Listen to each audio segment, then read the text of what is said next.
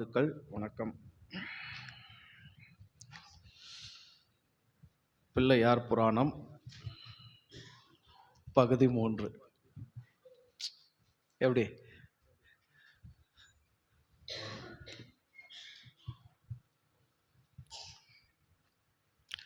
ஞானத்தின் கடவுள்,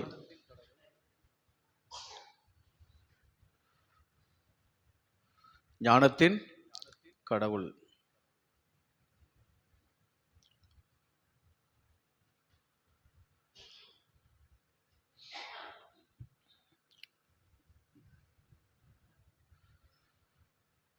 ஞானம் எங்கும் இருக்கிற ஒன்று, எதிலும் இருக்கிற ஒன்று. இறைமை எப்படி நோக்கும் இடமெங்கும் நீக்கமர நிறைந்திருக்கிறதோ அந்த மாதிரி ஞானமும் பார்க்குற எல்லாத்துலேயும் பரவி விரவி கிடக்கிற ஒன்று. புதுசாலாம் தேடி அடைகிறது இல்லை. எதையெல்லாம் நீ பார்க்குறியோ அதிலெல்லாம் ஞானம் இருக்கு. எதையெல்லாம் நீ அனுபவிக்கிறியோ அதில் எல்லாம் ஞானம் இருக்கு. எதையெல்லாம் தொட்டு படுகிறியோ அதில் எல்லாம் ஞானம் இருக்கு.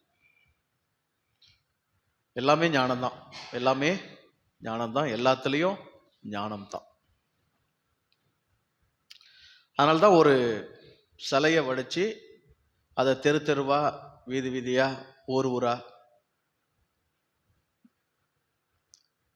மரத்தடியில் எங்க பார் வச்சு விட்டாங்க. ஞானம் எங்குமிருந்து உன்னை அழைக்கிறது, ஞானம் தெரு தெருவாய் நின்று உன்னை கூவி அழைக்கிறது. என்னை பார், என்னிடம் கற்றுக்கொள், என்னை ஏற்றுக்கொள், என்னை ஒத்துக்கொள், என்னை உனதாக்கிக்கொள், என்னை உனதாக்கிக்கொள். பிள்ளையார் வழிபாடு அப்படிங்கிறது ஒரு சிலையை செஞ்சுட்டு அது ஒரு இந்து சாமி அப்படின்னு அதை போய் கும்பிட்றது கிடையாது. அது சாமி இல்லை, இந்துவும் இல்லை, அப்படி ஒரு ஆளும் இல்லை. அது வெறும் ஒரு தத்துவம், புரிந்து கொள்வதற்காக புனையப்பட்ட புராணம். புரிந்து கொள்வதற்காக புனையப்பட்ட புராணம். புரிந்து கொள்ள தான் முயற்சி பண்ணணும், பூஜிக்க முயற்சி பண்ணக்கூடாது. புரிந்து கொள்வதற்காக புனையப்பட்டதை புரிந்து கொள்ள தான் முயற்சி பண்ணணும், பூஜிக்க முயற்சி பண்ணக்கூடாது. புரிந்து கொள்ள செய்யப்பட்டதெல்லாம் பூஜிக்க தொடங்கினதுனால தான் புரிதலே இல்லாமல் போச்சு. எதெல்லாம் புரிஞ்சுக்கணும்னு நினச்சி செஞ்சாங்களோ அதெல்லாம் என்ன செய்ய ஆரம்பிச்சிட்டோம்? பூஜை பண்ண ஆரம்பிச்சிட்டோம். பூஜை பண்ண என்ன நடக்கும்? டிங் டிங் டிங் டிங் டிங் மணி காட்டணும், அப்புறம் தீபாராதனை காட்டணும். புகையில எல்லாம் என்ன ஆகும்? புகையில என்ன ஆகும்? கண்ணு மங்களாயிடும். புகையில கண்ணு மங்களாயிடும். அப்புறம் ஒன்றும் சரியா தெரிய வேண்டிய விதத்தில் தெரியாது. எப்போ மனிதன் சிலைகளை எல்லாம் பூஜை செய்ய தொடங்கினானோ அப்போவே புரிதலுக்கு அவன் தன்னை மறைத்து கொண்டான், புரிதலுக்கு அப்பாற்பட்டு போயிட்டான்.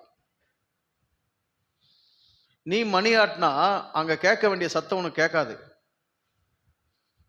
சப்தம் என்பது ஆட்டுவது கிடையாது, ஆட்டி வர வைக்கிறது கிடையாது. ஏற்கனவே சப்தம் இருக்கு, ஏற்கனவே என்ன இருக்கு? சப்தம் இருக்கு. நீ நிசப்தமானாதான் எதை கேட்க முடியும்? சப்தத்தை கேட்க முடியும். நீயே ஒரு சப்தத்தை எழுப்பிட்டு இருந்தேன்னா ஏற்கனவே அங்கு ஒலித்து கொண்டிருக்கிற சப்தம் உனக்கு என்ன செய்யாது? கேட்காது. ஓம் ஓம் ஓம் எவ்வளவு முறை சொல்லிருப்ப? எவ்வளவு முறை சொல்லிருப்ப? ஓம் என்பது வாயினால உச்சரிக்கிற ஒரு சப்தம் கிடையாது, அது செவியால கேட்க வேண்டிய சத்தம். உன் காதால என்ன பண்ணும்? சத்தம் கேட்கணும். அது ஓங்கார நாதம். அது என்னது? ஓங்கார நாதம். அதனால்தான் பிள்ளையார் வடிவமே இப்படிதான் இருக்கும்.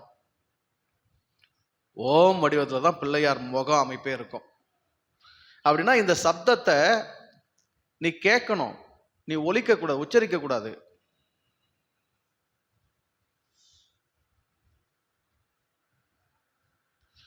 இப்போ மணி ஆட்டினா கட்டாயம் என்ன நடக்கும்? நீ ஆட்டுற மணி சத்தம் தான் உனக்கு கேட்கும், டிங் டிங் டிங் டிங் டிங் டிங். இறைவனில் இயற்கையில் ஏகமாய் நாதமாய் ஏற்கனவே ஒலித்து கொண்டிருக்கிற அந்த செல்வத்தை உன் செவி உணரவே முடியாது. இறை உணர்தலுக்கு நீ எதுவும் செய்யாம இருக்கிறது தான் சரி. இறை உணர்றதுக்கு நீ என்ன பண்ணக்கூடாது? எதுவும் செய்யாம இருக்கிறது தான் சரி. ஆற்றுறதும் கூடாது, சப்தமும் கூடாது, பேசுறதும் கூடாது, உச்சரிக்கிறதும் கூடாது, ஒன்றும் தேவைப்படாது. புகை போட்டு பூஜை பண்ண என்ன ஆகும்? இருக்கிற சிலையே உங்களுக்கு சரியா தெரியாது, என்னத்துக்கு வச்சிருக்கானே தெரியாது. நான் நிறைய அந்த காவிய படங்கள்லாம், கதைகள்லாம், இதிகாசங்கள்லாம் படமாக்கி திரைப்படமாக்கியிருக்காங்கல்ல, நாடகமாக்கியிருக்கிறாங்க. அதில் பிள்ளையார போடுறாங்க, வராரு பிள்ளையார் வராரு, வலது தந்ததுக்கு பதிலாக இடது தந்தத்தை ஒட்டி வச்சுக்கிறான். ராதாகிருஷ்ணால கூட நீங்க பிள்ளையார பார்த்தீங்கன்னா வலது தந்தத்தை உடையதுக்கு பதிலாக எதை உடைச்சி வச்சிருக்கிறான்?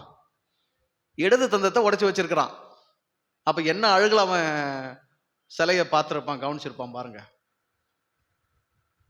இப்ப எதுக்கு அது உடைச்சதுன்னே தெரியாதுல்ல,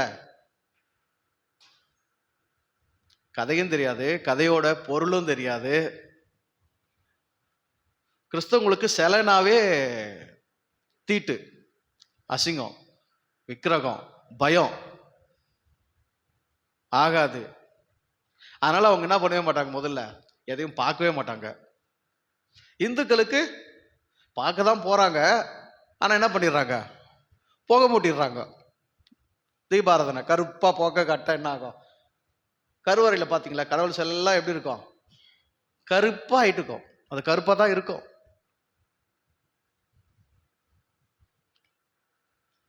சாமியார் வர மறைச்சிக்குவான், சரிதானே? பூஜாரி வர சிலையை மறைச்சு நின்று தட்டு வச்சு தீபாராதனை காட்டுவான். அங்க வர புகை எழும்போம், ஒன்னதையும் பார்க்க முடியாது. அதனால எப்ப நீ உனக்கு வெளியே ஒன்ன பூஜிக்கிறத நிறுத்துறியோ அப்பவே நீ புரிதலுக்கு வழிவகுக்கிற. உனக்கு வெளியே இருக்கிற எந்த ஒன்னையும் நீ பூஜிக்கிறத நிறுத்தினாதான் உனக்கு உள்ள புரிதலுக்கு நீ வழிவகுக்கிற.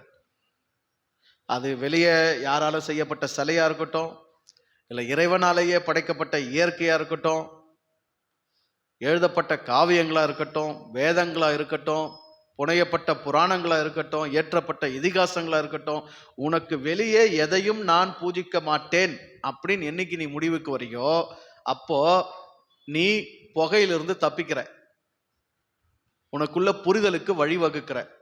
உன் கண்கள் தெளிவாய் காண்பதற்கு, காட்சியை தெளிவாக காண்பதற்கு உனக்கு வழி உண்டாகும். அதுல பூசை என்பது உன்னுடைய புரிதலுக்கு நீயே மறைவு கட்டுவது. பூஜைங்கிறது என்னது? உன்னுடைய புரிதலுக்கு நீயே மறைவு கட்டுவது. சோ புரிந்து கொண்டா எல்லாமே இன்பம், நன்மை, ஆனந்தம்.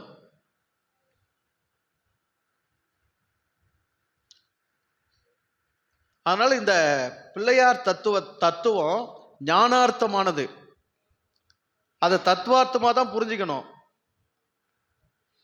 எதற்காக ஒரு மனிதனை இப்படி செஞ்சிருக்கிறாங்க, ஏன் இதற்கு இந்த பெயர் வச்சிருக்கிறாங்க, எதற்கு இதை ஊர் ஊரா தெரு தெருவா வச்சிருக்கிறாங்க, இதை செஞ்சவங்க என்ன நோக்கத்துக்காக செஞ்சிருப்பாங்க, இதுல இருந்து என் வாழ்க்கைக்கு நான் கற்றுக்கொள்ள வேண்டிய உண்மைகள் என்ன அப்படிங்கிற கேள்விகளோட தான் அதை நீங்க பார்க்கணும். அது ஞானம், அது உன்னை அழைக்கிறது. அது ஞானம், அதை ஏற்றுக்கொள்ளும்படி உன்னை எதிர்பார்க்கிறது. அது ஞானம் உன் வாழ்வுக்குள் வர துடிக்கிறது. அது ஒரு மெய் ஞானம்.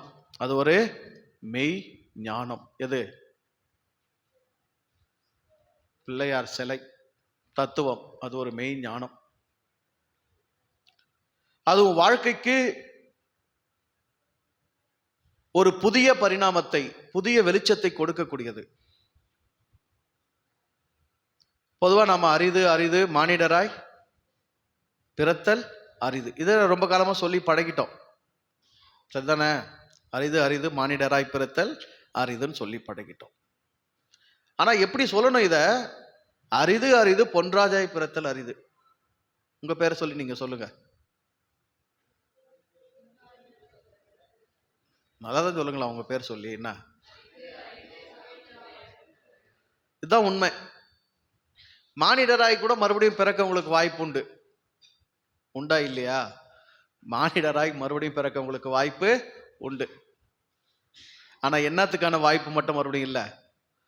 கவிதாக்கான வாய்ப்பு, காருண்யக்கான வாய்ப்பு இல்லை. சத்தியமா இல்லை.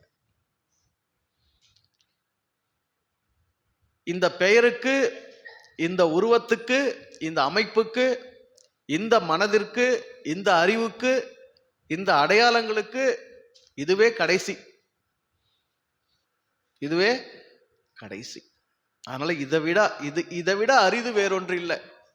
இதை விட அரிது வேறொன்று இல்லை. எதை விட அரிது? என்னை விட அரிது எனக்கு வேறொன்று இல்லை. உனக்கு என்ன புரியணும்? உன்னை விட அரிதானது உலகில் வேறொன்று இல்லவே இல்லை. சத்தியமா இல்லை, நிச்சயமா இல்லை. இறைவனாலும் முடியாது. யாராலும் முடியாது? இறைவனாலும் முடியாது, இயற்கையாலும் முடியாது. மீண்டும் இந்த அரிதை அவதாரமாக்குவதற்கு, படைப்பதற்கு. கோடி கோடியா மனிதர்களை படைத்துக் கொண்டே இருப்பான் இறைவன். கோடி கோடியா மனிதர்களை படைத்து கொண்டே இருப்பான். யுகங்கள் தோறும் படைப்பு நிகழ்ந்து கொண்டே இருக்கும். ஆனா நீ வரமாட்ட. நீ வரமாட்ட.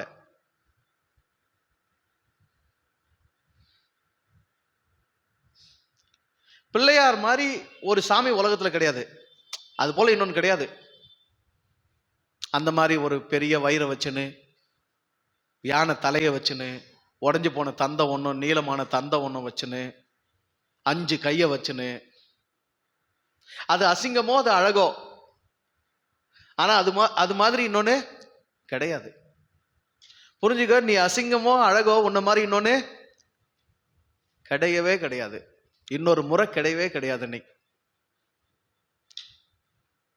அதனால உன்னை விட அரிதா வேறொன்றை நீ எண்ணினாலே அங்கே உன் ஞானத்தை நீ இழக்கிறாய். அதற்கு பேர் அஞ்ஞானம். எதுக்கு பேர் அஞ்ஞானம்? உன்னை விட அரிதாக வேறொன்றை எண்ணுவது அஞ்ஞானம். இப்ப ஞானம் உனக்கு என்ன போதிக்குது? உன்னை விட அரிதானது வேறொன்று உலகத்தில் இல்லை. நீயே அரிது, நீயே அரிது.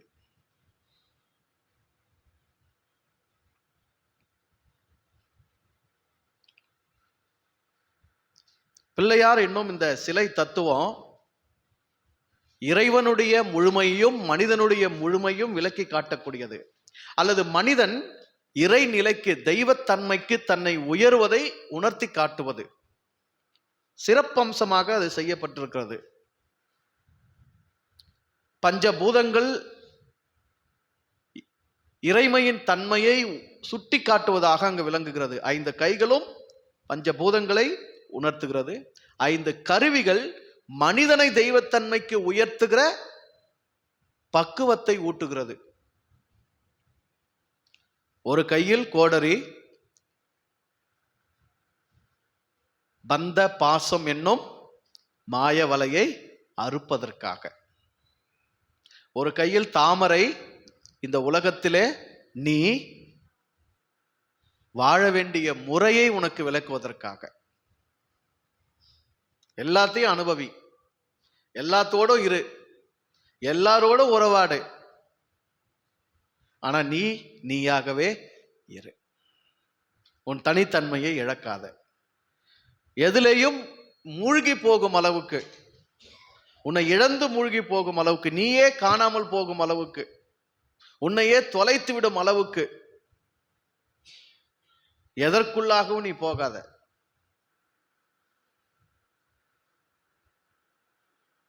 இன்னொரு கையில இனிப்பு, மோதகம், லட்டு, என்ன ஒன்று வச்சுக்கலாம், இனிப்பு. இந்த உடல் அறுசுவையை உணரக்கூடிய, இந்த நாக்கு அறுசுவையை உணரக்கூடிய தன்மையில செய்யப்பட்டிருக்கு. இந்த உடம்பு உடம்புல உள்ள உறுப்புகள் சுவைகளுக்கு ஏற்ப உறுப்புகள் செயல்படுது. சரிதானே? காரம் அப்படின்னா மூக்கும் நுரையீரலும் வேலை செய்யுது. புளிப்பு அப்படின்னா கண்ணும் கணையமும் கல்லீரலும் வேலை செய்யுது. இனிப்பு அப்படின்னா நாக்கும் இதயமும் வேலை செய்யுது. இனிப்புக்கு எந்த உறுப்புகள் வேலை செய்யுது? நாக்கு, இதயம். இதயத்துக்கு பிடித்த சுவை இனிப்பு.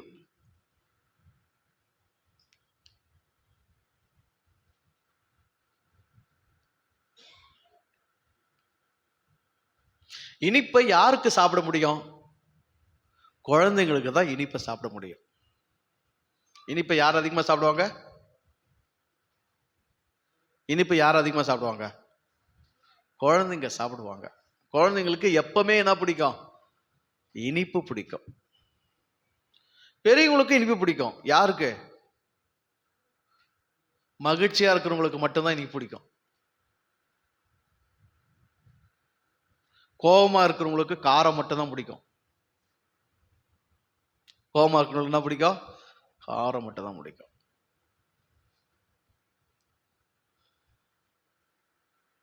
இனிப்பு எல்லாருக்கும் எல்லா காலத்திலயும் சாப்பிட முடியறது இல்லை. எல்லாருக்கும் நோய் எதுலயே? சக்கரை நோய். என்ன நோய்? சக்கரை நோய். அதனால என்ன சாப்பிடக்கூடாது? இனிப்பு சாப்பிடக்கூடாது. இனிப்பு சுவைக்கும் சக்கரை நோய்க்கும் சம்பந்தமே இல்லை. இனிப்பு சுவைக்கும் சக்கரை நோய்க்கும் என்ன இல்லை? சம்பந்தமே இல்லை. அதே போல சர்க்கரைக்கும் இனிப்புக்கும் சம்பந்தம் இல்லை. நல்லா புரிஞ்சுக்கணும். இனிப்பு சுவைக்கும் சக்கரை நோய்க்கும் சம்பந்தம் இல்லை. நம்ம வீட்டில் பயன்படுத்துற வெள்ளை சர்க்கரைக்கும் இனிப்பு சுவைக்கும் என்ன கிடையாது? சம்பந்தமே கிடையாது. அதனால வெள்ளை இனிப்புன்னு சொல்லும்போது உங்களுக்கு எது ஞாபகம் வரக்கூடாது? வெள்ளை சர்க்கரை ஞாபகம் வரக்கூடாது. நீ பாட்டுக்கு வெள்ளை சர்க்கரை ஞாபகம் வச்சுன்னு இனிப்பு சாப்பிட்டா இதயத்துக்கு நல்லதுன்னாரு, அதனால நான் சர்க்கரை தின்றேன்னு அள்ளி அள்ளி தின்னா அது உன் பிரச்சனை. நான் பொறுப்பாளி கிடையாது. இனிப்பு உன் இதயத்தை பலப்படுத்தக்கூடியது. இல்ல இதயம் பலமா இருந்தா அது இனிப்பதான் எப்பவுமே கேட்குன்னு இருக்கும். இதயம் பலவீனப்பட்டவர்களால என்ன சாப்பிட முடியாது? இனிப்பு சாப்பிட முடியாது. இதயம் இன்பத்தால் நிறைந்திருந்தால் மட்டும்தான் இனிப்பு உன்னால் சாப்பிட முடியும். இதயம் துன்பத்தாலும் துக்கத்தாலும் நிறைந்திருந்தா என்ன சாப்பிட முடியாது? இனிப்பு சாப்பிட முடியாது. நீ துக்கமா இருக்கிற, சோகமா இருக்கிற, வேதனையா இருக்கிற, எங்க ஸ்வீட் சாப்பிடுங்கன்னா என்ன பண்ணுவ? அந்த ஸ்வீட்டே உனக்கு எப்படி தெரியும்? பாய்சன் மாதிரி, விஷம் மாதிரி தெரியும். உன்னால் தின்ன முடியாது, இறங்காது, நான் கேத்துக்காது.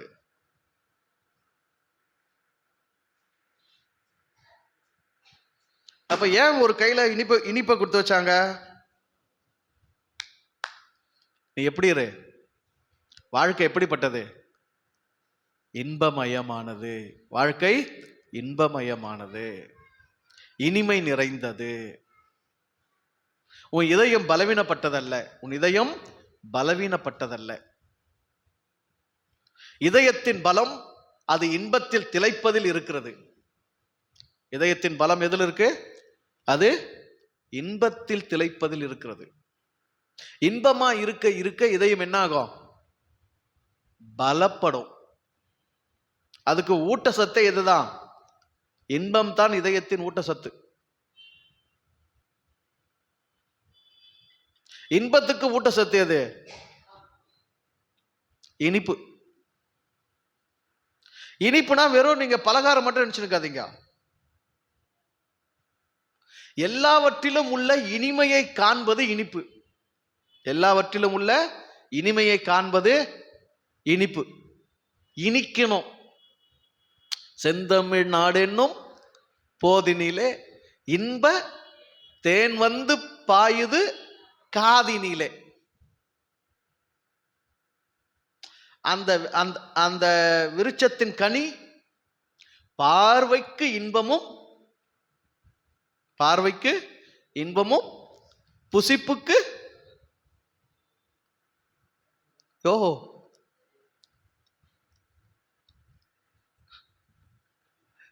எங்க அப்பா அப்புறம் மேல இருந்து விழுந்துருவாரு. பாரு, இந்த ஜனங்க வசந்தமா இருந்துச்சு, புள்ளியாரங்களை உட்காந்து பசுனுக்குது, சனியன்க இது கூட நம்ம சேர்ந்து நிற்க வேண்டாம், வேற வழி இல்லை அப்படின்னு மேலே ஏறி குச்சிருவார் அவரு. சொல்லுங்க, பார்வைக்கு இன்பமும் புசிப்புக்கு ஏற்றதுமா இருக்கிறது. ஏன்பா? பார்த்து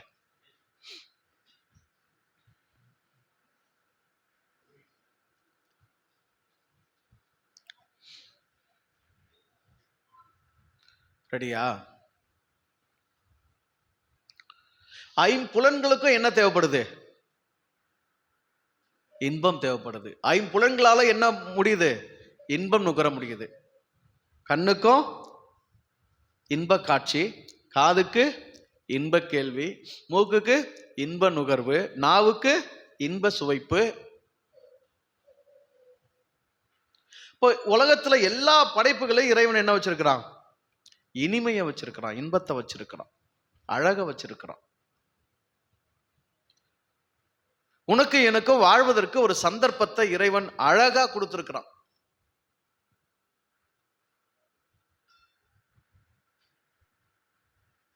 மானிட பிறவி அரிதானது. மானிட பிறவில நீயா நானா என்னமோ, ஆனா பெண்ணா, உன் பேர்ல யாம் பேர்ல இங்க வருவதற்கு ஒரு சாத்தியத்தை இறைவன் ஏற்படுத்தி கொடுத்திருக்கிறான். ஆனா மனம் எப்பவுமே துன்பத்தையே எண்ணி எண்ணி சுழன்று கொண்டிருக்கிறது. எப்பவுமே மனம் எங்கதான் இருக்குது? துன்பங்களை தேடி தேடி பிடிச்சிக்குது. கண்ணுக்கு முன்னாடி இருக்கிற இன்பங்கள் அதற்கு எட்டுவதில்லை. காதுக்கு இனிமையான இன்பங்கள் அதுக்கு எட்டுவதில்லை. நாவுக்கு இனிமையான இன்பங்கள் அதுக்கு எட்டுவதில்லை. இனிமையான வார்த்தைகள் பேசுறதும் இல்லை, இனிமையான வார்த்தைகளை கேட்கறதும் இல்லை. எப்பவுமே மனசை எதை யோசித்து பார்க்குது பாரு. இப்ப நான் எவ்வளவு வார்த்தைகள் பேசுறேன், நீங்களும் எவ்வளவு வார்த்தைகள் கேட்கறீங்க. ஆனா எது உங்க மனசுல ரிங்காரமிட்டே இருக்கும்? நான் உங்களை கோபமாவோ வேதனையாவோ இல்ல உங்களை துன்பப்படுத்துற மாதிரியோ உங்களை குறைச்சியோ ஒரு வார்த்தை பேசிட்டுனா, நான் பேசின 99 வார்த்தை மற்ற வார்த்தைகள் மறந்துடும். எது ஒண்ணு மட்டும் நிற்கும்? எது ஒண்ணு மட்டும் நிற்கும்? அந்த துன்ப வார்த்தை மட்டும்தான் உங்க மனசுல நிற்கும். மற்றெல்லாம் தொலைச்சிருவீங்க. 99 இழந்துருவீங்க. காணாமல் போன அந்த ஒரு ஆட்டை நோக்கி 99 ஆட்டை விட்டு விட்டு தேடி போய் அதை கண்டுபிடித்து அதை அணைத்து, அந்த மாதிரி நீங்க எதை தான் தேடி போவீங்க? அந்த துன்பமான ஒன்று, துக்கம் அளிக்கிற ஒன்று, வேதனை அளிக்கிற ஒன்று, அது பின்னாடியே தான் போறது. இருக்கிற 99 என்ன பண்றதே இல்லை, கவனிக்கிறதே இல்லை.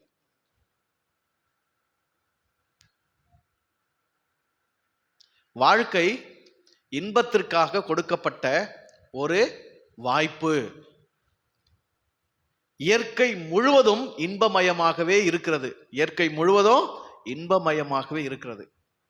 மனிதனை தவிர மற்ற உயிரினங்களுக்கு இன்பப்படுவதை தவிர வேற எதற்கும் நேரமே இல்லை. மனிதனை தவிர மற்ற உயிரினங்களுக்கு இன்ப நுகர்ச்சியை தவிர வேற எதற்கும் நேரம் இல்லை. ஆனா மனிதனுக்கு இன்பப்படுவதற்கு மட்டும் என்ன இல்லை? நேரமே இல்லை. சாதா சர்வ காலமும் ஒரே துன்ப நுகர்ச்சி தான். உண்ணுவதில் இன்பம் காண்பதில்லை, உறங்குவதில் இன்பம் காண்பதில்லை, இயற்கையை ரசிப்பதில் இன்பம் காண்பதில்லை, இசையை கேட்பதில் இன்பம் காண்பதில்லை. ஒரு நடனமும் கிடையாது, ஒரு நாட்டியமும் கிடையாது, ஒரு பாட்டும் கிடையாது, ஒரு ஆட்டமும் கிடையாது, ஒரு புன்முறுவலும் கிடையாது, ஒரு புன் சிரிப்பும் கிடையாது, ஒரு இன்பமும் கிடையாது. வாழ்க்கை போது, வாழ்க்கை போது.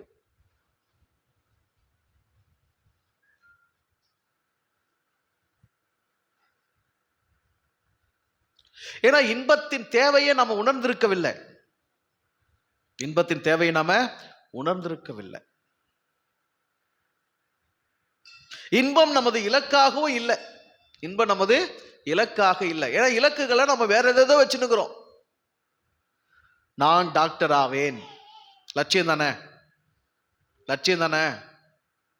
நான் நீதிபதி ஆவேன். நீ என்னன்னா ஆவறியோ ஆவு, தப்பில்லை. நீ என்னென்ன ஆவரே ஆவு, என்னென்ன ஆக முடியுமோ ஆவு. ஏற்கனவே உன்னை இப்படி ஆக்கி இருக்கிறான்ல, அதை எதுக்கு ஆக்கினா அதை முதல்ல செய். நீ என்னென்ன ஆவரே ஆவு. நீ என்னென்ன ஆகணும்னு நினைக்கிறதுக்கு எங்க இருந்து ஆவற? நானா நீயா இருந்து தானே ஆவற. அந்த நானா நீயா இருக்கிறதுக்கு உன்னை ஆக்கினவன் எதுக்கு ஆக்கியிருக்கிறான்? வெறும் இன்பத்திற்காகத்தான் ஆக்கியிருக்கிறான். அதை செய். நீ இன்பமா இருந்து டாக்டர் ஆகு, நீ இன்பமா இருந்து நீதிபதியாக. நீ இன்பமா இருந்து இந்த சாதனை செய், நீ இன்பமா இருந்து அதை செய், என்னத்தனா செய். ஆனா அடிப்படை என்னது? இன்பமாயிரு, இனிமையா பேசு, இனிமையா அந்த கேள், இனிமையா அந்த பாரு. ஐம்புலன்களுக்கு என்ன கொடுத்துட்டே இரு? இனிமையை கொடுத்துட்டே இரு.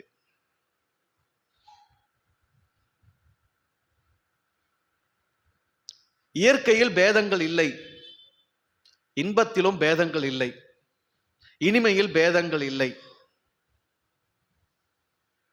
உனக்கு எனக்கு தான் என்ன தெரிய மாட்டேங்குது, இன்பம் எங்கெல்லாம் இருக்குது, எதுலெல்லாம் இருக்குதுன்னு தெரிய மாட்டேங்குது. இன்பம் எங்கெல்லாம் இருக்கு, எதுலெல்லாம் இருக்கு நமக்கு தெரியல. மனசு திரும்ப திரும்ப யாரை நினைச்சு பார்க்கும்? யோசித்து பாருங்க. மனசு திரும்ப திரும்ப யாரை நினைச்சு பார்க்கும்? நம்ம மேல கோபமாகறவங்களே நினைச்சு பார்க்கும், உங்களுக்கு வேதனை கொடுத்தவங்களே நினைச்சு பார்க்கும், உங்களை வெறுப்பா திட்டினவங்களே நினைச்சு பார்த்து நிற்கும். ஆனா இன்னொரு பக்கம் திரும்பினா அவங்களை நேசிக்கிறவங்க பல பேர் இருப்பாங்க. இருப்பாங்களா, இருக்க மாட்டாங்களா? அதெல்லாம் நினைக்காது. நாம தான் இனிப்பு தின்றதே இல்லையே. வருஷத்துக்கு ஒரே பண்டிகை இனிப்பு தின்றதுக்கு என்னது? பொங்கல் இனிப்பு தின்னுவியா? ஆமா ஆமா, சக்கரை பொங்கல் சாப்பிடுங்க. சக்கரை பொங்கல் அது பேர் இனிப்பு பொங்கல், சக்கரை பொங்கல் இல்லை.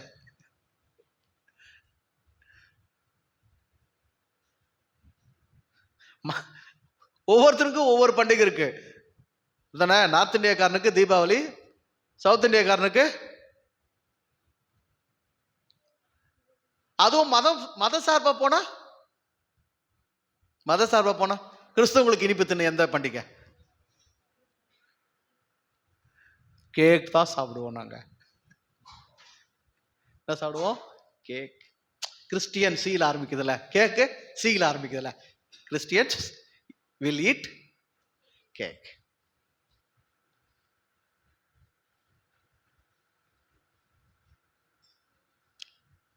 நீ குழந்தைய போல இருந்தியன்னா உனக்கு சாதாரணமாவே என்ன பிடிக்க ஆரம்பிச்சிடும்? இனிப்பு சுவை பிடிக்க ஆரம்பிச்சிடும். எதுல உனக்கு இன்பமோ, எதுல நீ இனிமை காண்றியோ அதுல உன்னை நீயே நகத்தின் போயிடுவேன். அவ்வளவுதான் மேட்ரு. வாய்ப்பு கிடைச்சா ஓடிடுவேன், அவ்வளவுதான்.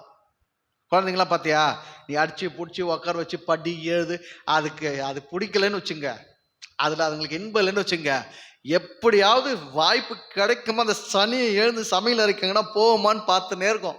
நீ அப்படி நகர்ந்தேன்னா அது என்ன பண்ணும்? அதுக்கு எங்க இன்பமோ, அதனுடைய நுகர்ச்சி எங்கேயோ அங்க அது ஓடிடும், அதை தேடிக்கும். ஆனா நீ நான் என்ன ஆயிட்டோம்? ரொம்ப பெரிய பருப்புங்களாகி பொறுப்பு ஆயிட்டதுனால நம்மெல்லாம் குடும்ப பாரத்தை சுமக்கணும். குடும்ப யாருமே குடும்பத்தை நடத்துறேன்னு சொல்றதில்ல, குடும்ப பாரத்தையே நான் தான் சுமக்கிறேன், குடும்ப பாரத்தையே நான் தான் சுமக்கிறேன். இறைவனை இதை விட கேவலமா யாரும் திட்ட முடியாது. என்னன்னு, நான் குடும்ப பாரத்தை சுமக்கிறேன்னு அர்த்தம். குடும்பங்கிற பாரத்தை எனக்கு செட் பண்ணி கொடுத்தவ யாரு? குடும்பங்கிற பாரத்தை செட் பண்ணி கொடுத்தவ யாரு? குடும்ப பாரமா வரமா? குடும்பம் பாரமா வரமா? எப்போ வரோம்? நீ இன்பமா இருந்தா எல்லாமே உனக்கு என்னதான்? வரமா தான் தெரியும். நீ துன்பமா இருந்தா உனக்கு எல்லாம் என்னதான்? பாரம் தான். இப்ப இன்பமும் துன்பமும் எங்க இருக்கு? உனக்குள்ள இருக்கு, உன் புரிதல்ல இருக்கு, உன் பக்குவத்தில் இருக்குது. இன்பமா இருக்கிறவனுக்கு எதுவுமே பாரம் இல்லை. இன்பமா இருக்கிறவனுக்கு எதுவுமே என்ன கிடையாது? பாரம் கிடையாது, எல்லாம் வரம் தான். ஒருவேளை பாரம் நினைச்சுதான் மலையாளத்துல பொண்டாட்டிக்கு பாரியான்னு பேர் வச்சா தெரியல. மலையாளத்துல பொண்டாட்டிக்கு பாரியா, தெலுங்கு கூட பாரியாவா? மலையாளத்துக்கு கூட பாரியா தான்.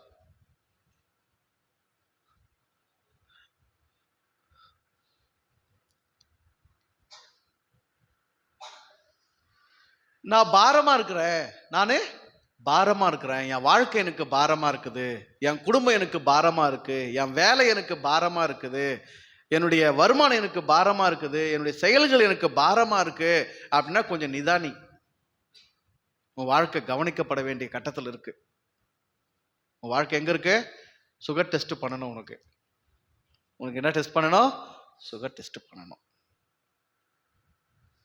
ஹாஸ்பிட்டல் போனேன்னா அவன் ரேஷியோ 5 வருஷத்துக்கு ஒரு முறை குறைச்சி உன்னை சுகர் பேஷண்ட் ஆகி உன்னை கஸ்டமர் ஆக்கிடுவான். நீ என்கிட்ட வா, நான் உனக்கு இனிப்பு டெஸ்ட் பண்றேன். உன்னால இனிமே நுகர முடியுதா பாக்குறேன். நான் ஒரு பாட்டு போடுறேன், உன் கால் கை ஆடுதான்னு பார்த்து நான் சொல்றேன். நான் ஒரு பாட்டு போடுவேன், நீ அந்த பாட்டு கேட்கும்போது என்ன ஆவற அப்படின்னு பார்த்தே என்ன பண்றேன், உனக்கு ரிசல்ட் கொடுத்துருவேன். ஆமா, உனக்கு இத்தனை % என்ன இல்லை, இனிமை இல்லை, உன் வாழ்க்கையில இன்பம் இல்லை, எழுந்து போ.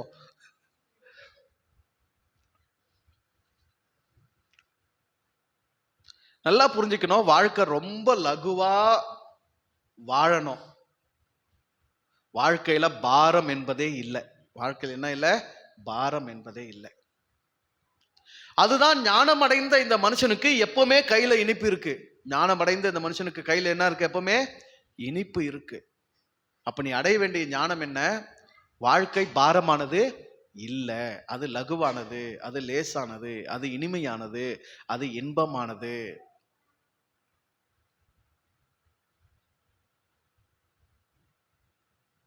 ஞானம் பாரங்களை எல்லாம் கழிக்கிறது. ஞானம் என்னது? பாரங்களை எல்லாம் கழிக்கிறது, பாரங்களை கூட்டுறது கிடையாது. ஒரு வெங்காயத்தை எடுத்து உரிச்சிங்கன்னா முதல்ல மேல இருக்கிற தோல், அதுக்கப்புறம் வெங்காயம், அதானே? அதுக்கப்புறம் என்னது? வெங்காயம். அதை உரிச்சிங்கன்னா அதுக்கப்புறம் சட்டை, அதுக்கப்புறம் அதை உரிச்சிங்கன்னா வெங்காயம், அதுக்கப்புறம் உரிச்சிங்கன்னா அப்படியே உரிச்சினே போனீங்கன்னா இறுதியா மிஞ்சிருது என்னது? எல்லாத்தையும் உரிச்சு போட்டுனே போங்க, இறுதியா மிஞ்சிருது என்னது? ஒன்னும் புரியல. வாழ்க்கையில தினமும் ஒரு வெங்காயம் உரி, எதுவுமே புரியல, ஞானமே உதிக்கல. இந்த ஆள் பேசுறது ஒண்ணுமே புரியல, அர்த்தமே தெரியல, எங்க போது என்ன நடக்குதுன்னே புரியல, வாழ்க்கையே ஒரு மாதிரி இருக்குது, எதுவும் தெரியல. தினமும் காலையில் இருந்துக்கோ ஒரு வெங்காயத்தை எடுத்துக்கோ, உரிச்சுனே வா, உரிச்சிட்டு ஒன்னும் பண்ணாத, உரிச்சுட்டே போ. தினமும் ஒரு வெங்காயம் உரி. 365 நாள் 365 வெங்காயம் உரிக்கிறதுக்குள்ள நீ பெரிய ஞானி ஆகணும்னா என்ன கேளு.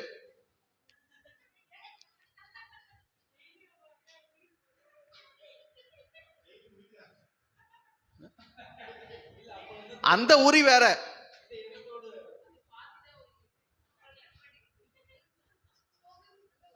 உரிக்கிறதுக்குனே வெங்காயத்தை எடுத்து உரி, உரிக்கிறதுனே வெங்காயத்தை எடுத்து உரி.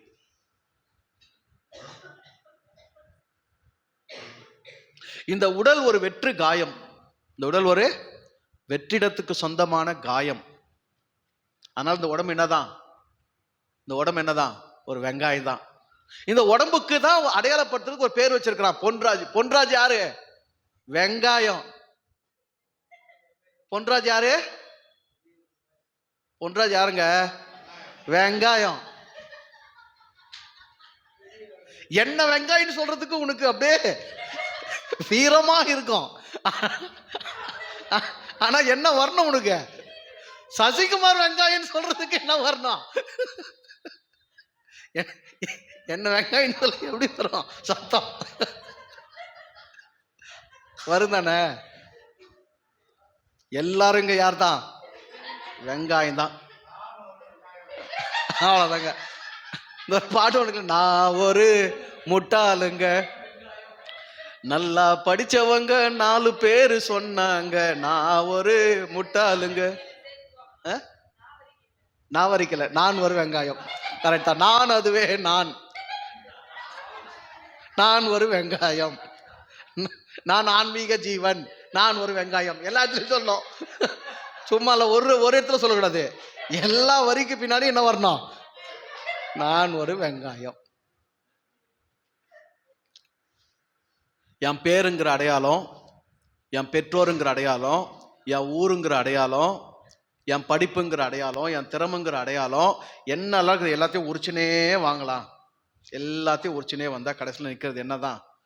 ஒண்ணுமில்லைங்கிற சூனியம் தான் நிற்கும். ஒண்ணுமில்லைங்கிற சூனியம் தான் நிற்கும். ஒண்ணுமில்லாத சூனியத்துக்கு இங்க சந்தோஷப்படுறத தவிர வேற என்ன சாதனை? ஒண்ணுமில்லாத சூனியனி எல்லாத்தையும் சும்மா போத்தி எவனோ செட் பண்ணி வச்சிருக்கிறான். சந்தோஷப்படுறத தவிர வேற என்ன சாதனை உனக்கு? உன்னால ஏன் இன்பமா இருக்க முடியல? இன்பத்தை ஏன் தொலைக்கிற? இன்பத்தை ஏன் இழக்கிற? இன்ப நுகர்ச்சி, இன்பத்தை எழுதல் உனக்கு ஏன் இல்லை? நான் சின்ன வயசுல ரொம்ப இனிப்பு சாப்பிட்டு இனிப்பு அப்படி சாப்பிடுவேன்.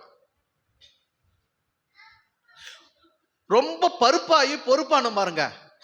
ஊழியத்துக்கெல்லாம் வந்து ஒரு குடும்ப பாரம் கிடையாது, 100 குடும்ப பாரம். ராத்திரில தூங்கினா இவங்க குடும்பம் அவங்க குடும்பம், அவங்க சண்டை இவங்க சண்டை, இவங்க பிரச்சனை அவங்க பிரச்சனை, அவங்க வீட்டு கஷ்டம் இவங்க வீட்டு கஷ்டம், இது அது மொத்தம் மண்டையில் வரும். அப்ப எத்தனை குடும்ப பாரத்தை சுமக்கிறது? அத்தனை குடும்ப பாரத்தை சுமந்தா பெரிய பருப்பாயிட்டல.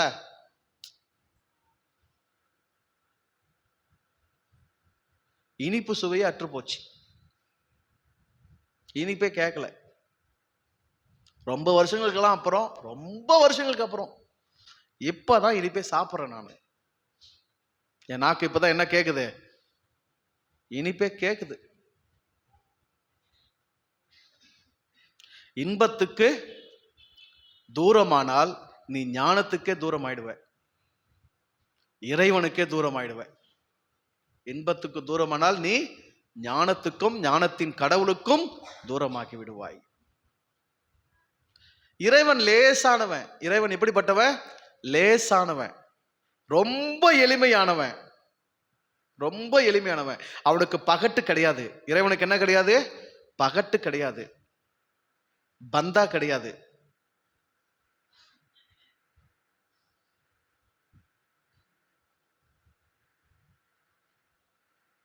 ஒரு சாதாரண குயில் அதனுடைய இனிமையான குரல்ல அவன் தவழ்ந்து கொண்டிருக்கிறான்.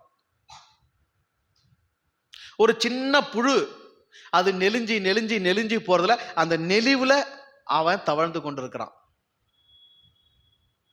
ஒரு சின்ன கரப்பாம்பூச்சி, காக்ரோச், கரப்பாம்பூச்சி, அதனுடைய தத்தி தத்தி நடக்குதுல அது, அதுல அவன் தவழ்ந்து கொண்டிருக்கிறான். அவனுக்கு எந்த பாரமும் இல்லை. அவனுக்கு என்ன இல்லை? எந்த பாரமும் இல்லை. இந்த பிரபஞ்சம், இந்த பேரண்டம் இறைவனுக்கு பாரமா இல்லை. ஏன்னா அவன் இன்பமா இருக்கிறான். அதனால எல்லாத்தோட அவனால இசைஞ்சு போக முடியுது. எல்லாத்தோட அவனுக்கு என்ன முடியுது? இசைந்து போக முடியுது. இன்பமா இருக்கிறவனுக்கு மட்டும்தான் இசைவு ஏற்படும். யார் கூட என்ன செய்ய முடியும்? இசைஞ்சு போக முடியும். பாரமா இருக்கணுக்கு, துன்பமா இருக்கணுக்கு, துக்கமா இருக்கணுக்கு யார் கூட என்ன முடியாது? இசைந்து போக முடியாது. ஏன்னா அவன் தன்னோடவே இசையாம இருக்கிறான். துன்பமா இருக்கிறவன் தனக்குத்தானே தன்னோடே இசைந்து போக முடியாதவனா இருக்கிறான். அப்ப பிறரோடு என்ன செய்ய முடியாது? பிற உயிர்களோடு என்ன செய்ய முடியாது? இசைந்து போகவே முடியாது.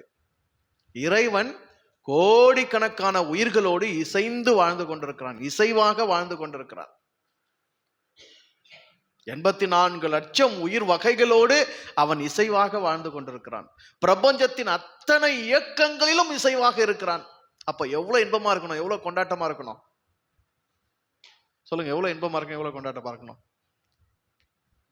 நமக்கு 2 பேர்கிட்ட சிரிச்சா 20 பேர்கிட்ட முறைக்க வேண்டியதாகுது. 2 பேர்கிட்ட சிரிச்சா 20 பேர்கிட்ட முறைக்க வேண்டியதாகுது.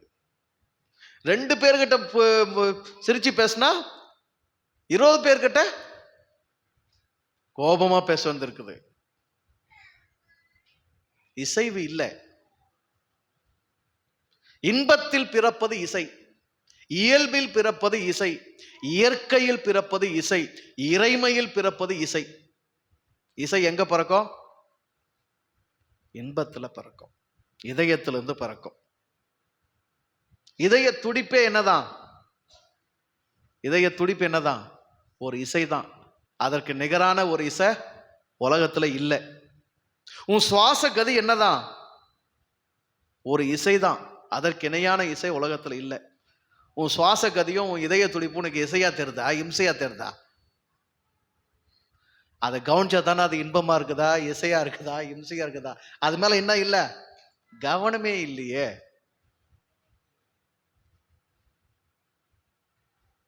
நான் ஏற்கனவே உங்களுக்கு சொல்லியிருக்கிறேன், இசை என்பது எந்த ஒரு கருவியை கொண்டு மீட்டுவது அல்ல.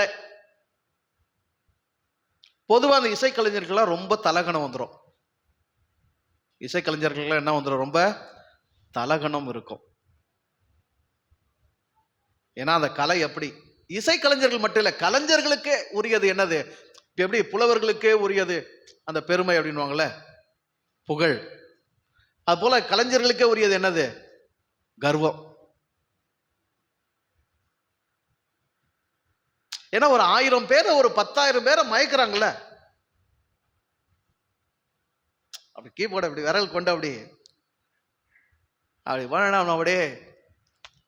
நீங்களாம் கூட அந்த பாட்டு தொடங்கினார்ல, என்ன பாட்டு? உனக்கு நிகருங்க, அப்படியே அப்படியே கண்ணு மூடி அப்படியே கொஞ்சம் கரங்கடிச்சிங்கள, அது ஒரு போதை தானே. அவ போதையை கொடுக்குறவங்களுக்கு, போதை கொடுக்குறவங்க மா மேதைகள்ல. என்னப்பா போதை கொடுக்குறவங்க யாரு? மா மேதைகள்ல. அப்ப அந்த மமதை, மா மேதைகளுக்கு உரியது என்னது? மமதை. ஆனால் உண்மையிலேயே இசையில் கர்வம் இல்லை. இசையில் என்ன கிடையாது? கர்வம் கிடையாது, ஆணவம் கிடையாது. இசை இறைவனை போன்றது. இசை இறைவனை போன்றது. அது எந்த கருவியை கொண்டு இசைப்பதும் கிடையாது. நல்லா புரிஞ்சுக்கணும், எந்த கருவியை கொண்டு இசைப்பதும் இசை கிடையாது. அந்த இடத்துக்கு நீங்க வந்துருங்க. அப்பதான் இசைக்கலைஞர்களோட திமிர் போவோம்.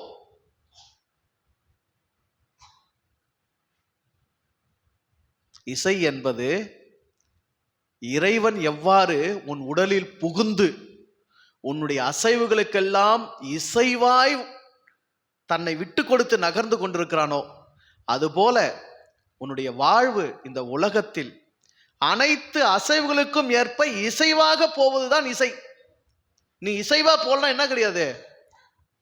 நீ இசைவா போலனா என்ன கிடையாது? இசையே உனக்கு தெரியல. எச பூசுறதுன்னு சொல்லுவாங்கல்ல, ஒரு வீடு கட்டும் போது எச பூசுறதுன்னு சொல்லுவாங்கல்ல. எதை சொல்லுவாங்க எச பூசுறதுன்னு?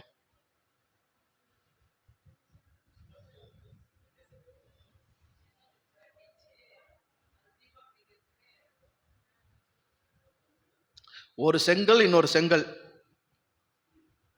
வச்சுட்டு நடுவில் என்ன பண்ணுவாங்க? சிமெண்ட் போட்டு பேக் பண்ணுவாங்க. பேக் பண்ணிட்டு அதுக்கப்புறம் அந்த பேக்கிங் வந்து நிறைவாகிறதுக்கு, முழுசாகிறதுக்கு ரெண்டு பக்கம் என்ன பண்ணுவாங்க? எச பூசுவாங்க. எசைனா என்ன? ரெண்டினுடைய இணைப்பையும் நிறைவாக்குறது. இணைப்பை இணைப்பை உறுதிப்படுத்துவது என்னது? எச. நீ உயிர்களோடு இணைப்பில் இசைவாக இருக்கிறாயா? உலகத்தில் இணைப்பில் இசைவாக இருக்கிறாயா? உன்னால எவ்வளவு பேர் கூட, அல்லது உன்னோடு கூட உன்னால் எவ்வளவு இசைவா இருக்க முடியுது? அடுத்தவங்க கூட இருக்கிறது அடுத்த பிரச்சனை. உன்னோடு உன்னால், உன் உடலோடு உன்னால், உன் உயிரோடு உன்னால், உன் உள்ளத்தோடு உன்னால் இசைவாக இருக்க முடிகிறதா? நீ எசைஞ்சு போகிறியா பாரு. நீ எசைஞ்சு போனா எதுலதான் இருக்கிற? இசையில தான் இருக்கிற. நீ எசைஞ்சு போலனா உனக்கு இசையே தெரியல.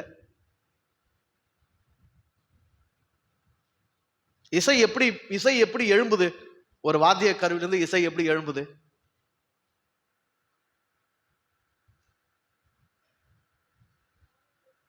அதை மீட்டுகிற விரல் அசைவுக்கு ஏற்ப அது இசைந்து வருது, அவ்வளவுதானே? அதை மீட்டுகிற விரல் அசைவுக்கு ஏற்ப அது என்ன பண்ணுது? சா அழுத்துனா சா வருது, ரீ அழுத்துனா ரீ வருது, கா அழுத்துனா கா வருது, சரி கம்ம பத நிசா வருது. வருதா இல்லையா? சா அழுத்துனா ரீ வருதா என்ன? இல்ல சா அழுத்துனா மா வருதா? சா அழுத்துனா என்னதான் வரும்? சா தானே வரும். ரீ அழுத்துனா என்ன வரும்? ரீ தானே வரும். விரல் எதை தொழுகிறதோ அந்த நாதம் என்ன செய்யுது? ஒலிக்குது. அதுக்கு இசைவாக வருகிறது. நீ இசைவாக இருக்கிறாயா? இசைவில் தான் இன்பம் இருக்கிறது. இன்பம் எதில் இருக்கு? இசைவில் இருக்கிறது. இசைவுனா என்ன? வாழ்க்கை அனைத்து சந்தர்ப்பங்களையும் உன்னை நோக்கி கொண்டு வருது, அனைத்து சூழல்களையும் உன்னை நோக்கி கொண்டு வருது, அனைத்து மனிதர்கள் உயிர்களையும் உன்னை நோக்கி கொண்டு வருது. நீயா எதுவும் தேடி போவதில்லை, காலம் உன்னை நகர்த்தின்னு போகுது, வாழ்க்கை உன்னை வழிநடத்தின்னு போகுது. அப்படித்தானே? அதனோடு நீ இசைந்து போவது இன்பம். அதனோடு நீ இசைந்து போவது என்னது? இன்பம். வாழ்வின் சூழ்நிலைகளோடு சந்தர்ப்பங்களோடு இசைவாய் போக பழகு. எதையும் எதிர்த்து போராட்டம் பண்ணாத. எதை எதிர்த்து என்ன பண்ணாத? போராட்டம் பண்ணாத. அவங்க சா அழுத்துறாங்க, அவங்க என்ன அழுத்துறாங்க? சா அழுத்துறாங்க, நான் ரீ தான் ஒலிக்க ஆசையா இருக்கிறேன். ஒன்னு அவங்க ரீ அழுத்த சொல்லு, இல்லைன்னா நான் என்ன பண்ண மாட்டேன், சா சொல்ல மாட்டேன்.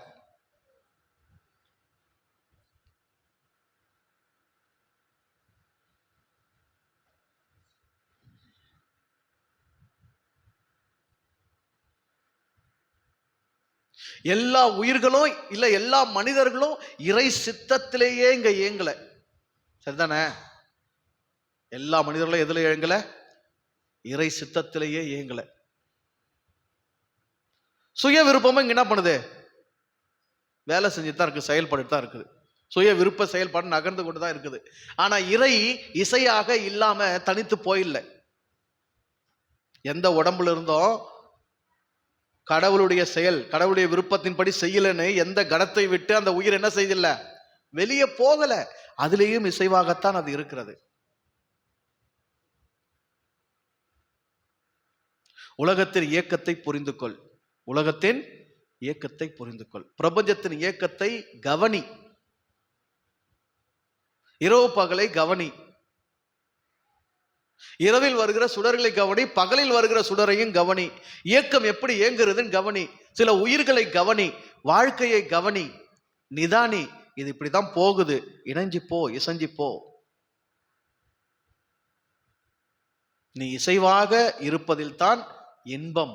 இன்பம் உள்ளவனுக்குத்தான் இசைவாக இருக்க முடியும். வாழ்க்கை இன்பத்திற்கானது. நாம் என்ன செய்யறோம்? புத்தியை கொண்டு எல்லாத்தையும் சரிப்படுத்த முயற்சி பண்றோம். புத்தியை கொண்டு எல்லாத்தையும் என்ன பண்ண பார்க்கிறோம்? சரிப்படுத்த முயற்சி பண்றோம், திருத்த முயற்சி பண்றோம். நாய் வாழ நிமிர்த்த போரான்னு இருக்கிறோம். என்ன புரியணும் உனக்கு? இது நாய். இது என்னது? நாய். இதற்கு இருப்பது வால். இந்த வால் எப்படிதான் இருக்கும்? வளைந்துதான் இருக்கும், பெண்டாதான் இருக்கும். இப்ப எனக்கு இன்பம் என்ன? எனக்கு இன்பம் என்ன?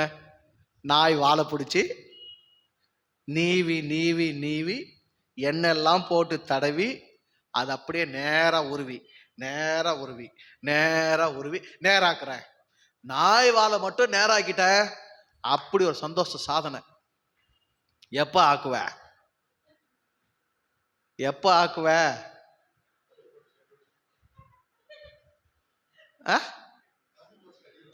கம்பி போட்டு கட்டி விடுங்க. எப்ப ஆக்குவ? என்னைக்கு உன்னால ஆக்க முடியாது.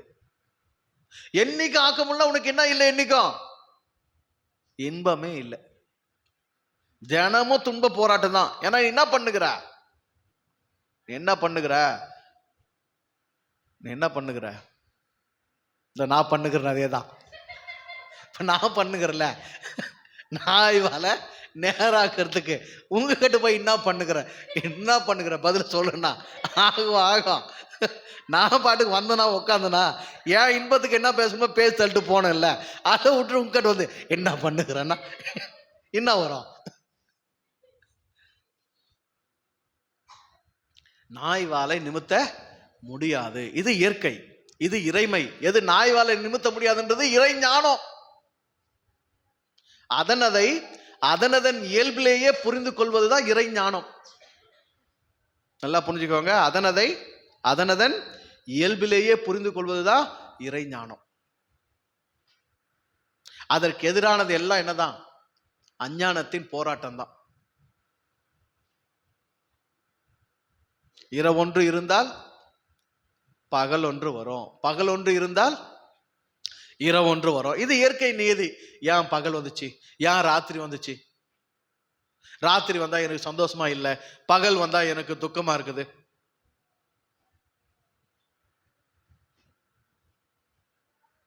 நீ எதை இங்கு திருத்துவதற்கு, மாற்றுவதற்கு, இயற்கை நியதிகளோடு போராடுவதற்கு, இயற்கை விதிகளை எதிர்த்து நிற்பதற்கு நீ பிறக்கல. உனக்கெல்லாம் அது ஆவே ஆகாது, இறைவனுக்கே ஆகாது. எது? இயற்கை நியதிகளை எதிர்த்து நிற்பது யாருக்கே ஆகிறது இல்ல? இறைவனுக்கே ஆகிறது இல்ல. இறைவனே இங்க உலகத்துல வந்தா கூட ராத்திரில என்ன பண்ணிதான் ஆகணும்? தூங்கிதான் ஆகணும், பகல்ல எழுந்தான் ஆகணும். இந்த நியதிக்கு உட்பட்டு தான் ஆகணும். அதனால்தான் கடவுளுடைய பிறப்பை எழுதணுங்க எல்லாம், மனித அவதாரத்தை எழுதணுங்க எல்லாம் இங்க பிறந்து வந்தாங்க. நாங்க அம்மா எல்லாம் பிறந்தாங்க, அப்பா எல்லாம் பிறந்தாங்க, அடுத்த கதை. ஆனா இங்க வந்தா எப்படிதான் வரணும்? பிறந்துதான் வரணும். நேரம் வானத்துல இறங்கி வந்து வாழலாம் தானே? ஏசுனார் நேரம் வானத்துல இறங்கி வந்து வாழலாம் தானே? யாரெல்லாம் அவதார புருஷர்களோ என்ன பண்ணிருக்கலாம்? அங்கே தயாராகி வந்திருக்கலாம் தானே? ஆனா எங்க வந்தா தயாராகிறாங்க? அவ்வளவுதான்.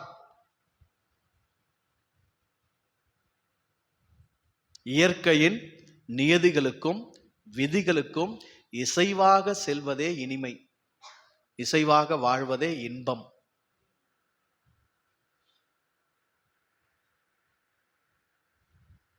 எங்க அம்மாவை நான் திருத்திருவேன், என் பொண்டாட்டி நான் சரிப்படுத்திடுவேன்,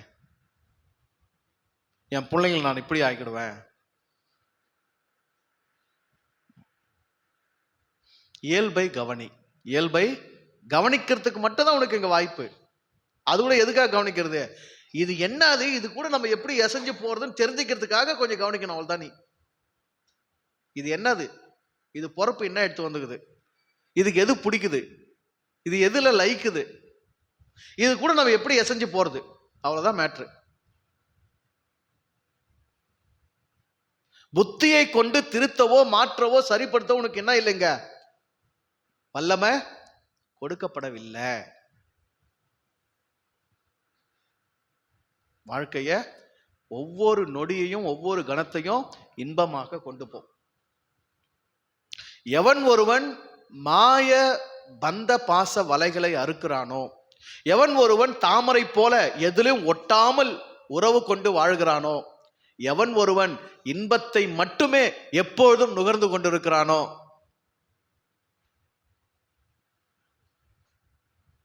அவன் மட்டுமே வரமளிக்க தகுதியானவன், வாழ்வளிக்க வாழ வைக்க தகுதியானவன், வாழ்விக்க தகுதியானவன். அவன் தன்னைத்தானே நிலைக்க பண்ணுகிறான். அவன் ஆயுசு நீளம். அவன் ஆயுசு என்ன செய்யும்? நீளம். 5வது கை என்ன கை? தும்பிக்கை. தும்பிக்கை என்ன பாருங்க, நம்பிக்கைட்டாங்க. தும்பிக்கை என்ன சொல்லிட்டாங்க நம்ம பாருங்க, நம்பிக்கை அப்படின்ட்டாங்க. தும்பிக்கை நம்பிக்கை எல்லாம் கிடையாது, புரியுதா? தும்பிக்கை தும்பிக்கையில ஒரு பொருள் இருக்கு. அது என்னது? அமிர்த கலசம். உன் உடலில் அமிர்தம் இருக்கிறது. அமிர்தம் எங்க இருக்குது? அமிர்தம் எங்க இருக்கு? உன் உடம்புல இருக்கு. தேவர்களும் அரக்கர்களும் சேர்ந்து பார்க்கடலில்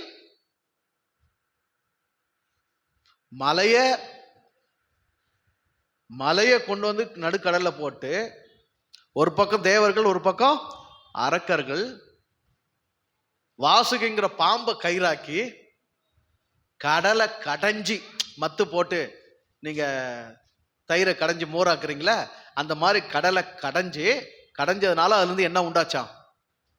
அமிர்தம் வெளியே வந்துச்சான். உன் உடம்புல இமயமலை இருக்கு, உன் உடம்புல பார்க்கடல் இருக்கு, உன் உடம்புல பாம்பு இருக்கு. உடம்புல என்ன இருக்கு? இமயமலை இருக்கு. உடம்புல என்ன இருக்கு? பார்க்கடல் இருக்கு. உடம்புல என்ன இருக்குது? பாம்பு இருக்குது. தேவர்களும் உடம்புல குடியிருக்கிறாங்க, அரக்கர்களும் உடம்புல என்ன பண்ணிருக்காங்க? குடியிருக்கிறாங்க. எல்லாத்தையும் சேர்த்துடணும். எல்லாத்தையும் சேர்த்து ஒரே நோக்கத்துக்காக கடையணும். என்ன பண்ணும்? கடையணும். கடைஞ்சா உனக்கு என்ன பிறக்கும்? அமிர்தம் சுரக்கும். அமிர்தம் உன் உடம்புல சுரக்கிற ஒரு திரவம். எச்சில் மாதிரி, சளி மாதிரி, வேர்வை மாதிரி, ரத்தம் மாதிரி, மூத்திரம் மாதிரி, என்னென்னமோ திரவங்கள் உடம்புல இருக்குல்ல.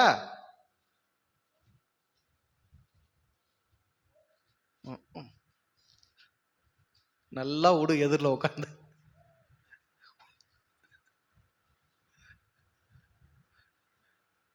நீங்க வர ஜன்னல்லாம் அடிச்சு விட்டுறீங்க. ஆக்சிஜனே பத்த மாட்டேங்குது உங்களுக்கு.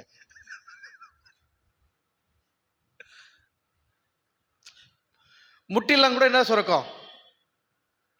பசை மாதிரி சிலது, அது என்ன சொல்றது, ஜல்லி மாதிரி நிறைய திரவங்கள் சுரக்கும்ல. அந்த மாதிரி உன்னுடைய கபாலத்தில், உன்னுடைய தலையில சுரக்கக்கூடிய ஒரு திரவம் என்னது? அமிர்தம். அது உன் ஆயுளை நீடிக்கக்கூடியது. உன் ஆயுளை நீடிக்கக்கூடியது. அதாவது உனக்கு தேவையானதெல்லாம் உடம்புல இருக்குது.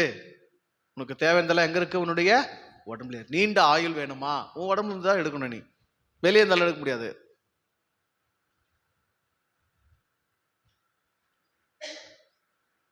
ரொம்ப முக்கியமானது இந்த 5 கரம், 5 கருவிகளுக்கு அடுத்து ஒரு பெரிய வயிறு.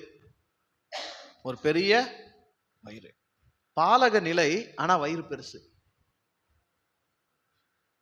பாலக நிலை, வயிறு பெருசு. பொதுவா அந்த பணக்கார வீட்டு பிள்ளைங்களாம் பாத்துக்கிறீங்களா? எப்படி இருப்பாங்க? மெலிஞ்சி எலும்பும் தோல் இருக்கிற பிள்ளை என்ன சொல்லுங்க? என்னடா சோத்துக்கு இல்லாத வீட்டுல இருக்கிற மாதிரி இருக்கிறேன்னு தானே கேட்பாங்க. அப்ப சோறெல்லாம் நிறைய இருக்கிற வீட்டுல இருந்தா எப்படி இருப்பாங்க பிள்ளைங்க? நல்லா கொழு கொழுன்னு இருப்பாங்க. எப்படி இருப்பாங்க? பொசு பொசுன்னு கொழு கொழுன்னு இருக்குங்க அதுங்க.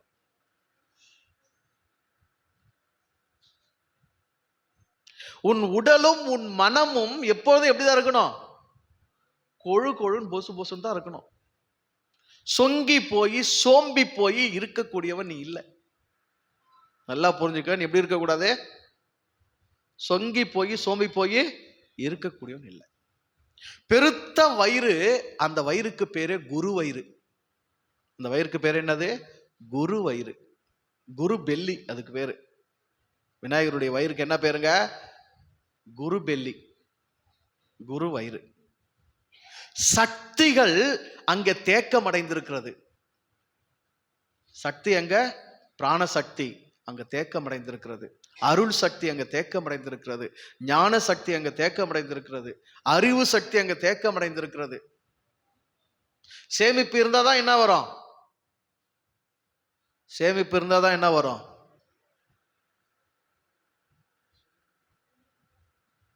அங்க சில பேர்ல பரிசு வச்சிருப்பாங்க பாத்தீங்களா? பர்சு மணி பர்சு வச்சிருப்பாங்க பாத்தீங்களா? சப்பையா இருக்கும். எப்படி இருக்கும்? சப்பையா இருக்கும். சில பேர் பர்சு பாத்துக்கிறீங்களா? அது இன்னும் பெருசு இருக்கும். பின்னாடி சூத்தே அதே பெருசு இருக்கும். அதுக்கு மேல பேண்ட் போட்டு அதுல பர்சு சொருனாங்கன்னா அது ஒரு தனி அங்கமா தெரியும். இந்த அங்கத்துக்கு மேல அது ஒரு அங்கமா தெரியும். பாத்துக்கிறீங்களா? அப்படின்னு என்ன அர்த்தம்?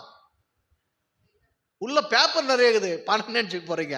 நிறைய இந்த பில்லு, அந்த பில்லு, அங்க வாங்கின பேப்பர், இங்க வாங்கின பேப்பர், இவங்க விசிட்டிங் கார்டு, அவங்க விசிட்டிங் கார்டு, இவ்வளோத்தையும் மடிச்சு அதுல வச்சு அதுல 2 ரூபாய் நோட்டு வச்சுட்டா என்ன ஆயிடுது? மணி பர்சு பெருசா இருக்குது.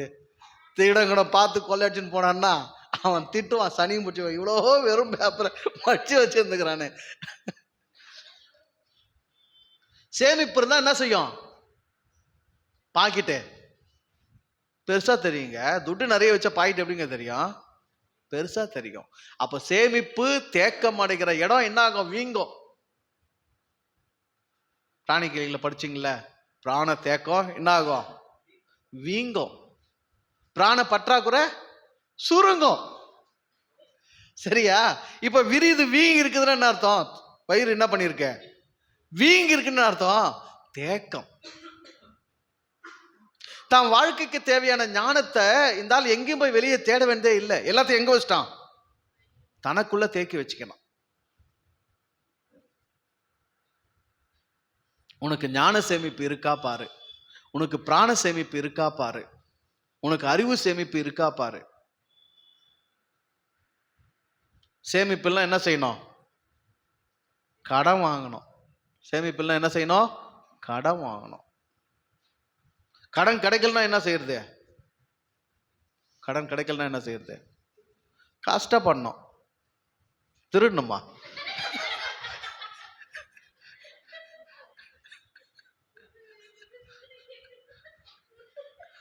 அதானே. 2.5 வருஷம் பொன்ஞான குடியில் என்ன வேலை பார்த்துருக்குன்னு இப்போதானே தெரியுது. எதுக்கு தயாராகி இருக்குது?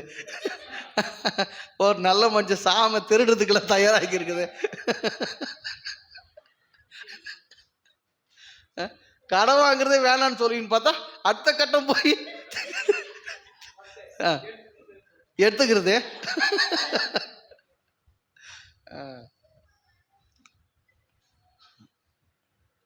ஆற்றல் சேமிப்பு என்னதுங்க? அதுக்கு பேரு ஆற்றல் சேமிப்பு. உன்னுடைய ஆற்றலை உனக்குள்ளாக நீ தக்க வைக்கணும். உன்னுடைய ஆற்றல் உனக்குள்ளாக தக்க வைக்கணும். உன்னுடைய பிராணனை உனக்குள்ளாக தக்க வைக்கணும். உன்னுடைய அறிவு, உன்னுடைய ஞானம் உனக்குள்ளாக தக்க வைக்கப்படணும். அது உனக்குள்ள புதைஞ்சு இருக்கணும். உனக்காக அது தங்கி இருக்கணும். வீண் விரயமாக்க கூடாது. சக்தி என்ன பண்ணக்கூடாது? வீண் விரயமாக்க கூடாது. உனக்குள்ள தங்கி நீ வீங்கினா பரவாயில்ல, உனக்கு வெளியே அனுப்பிட்டா திரும்ப என்ன செய்ய முடியாது? நீ சேமிக்கலாம் முடியாது. அதனால அவருடைய வயிறு எப்பவுமே எப்படிதான் இருக்கும்? பெருசா தான் இருக்கும். ஏன்னா அவர் ஞானத்தை தனக்குள்ளாக, ஞான சாகரம்னு பேரு, ஞான சாகரம், ஞான கடல், தனக்குள்ளாக பல ஞானத்தை தக்க வைத்துக் கொண்டிருப்பவர். அறிவை திறந்து பாரு, அதில் இல்லாதத சேரு.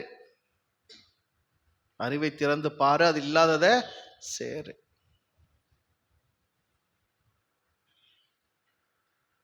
ஞானத்தை தேடு, ஞானத்தை சம்பாதி, ஞானத்தை சம்பாதி, ஞானத்தை வாங்கு.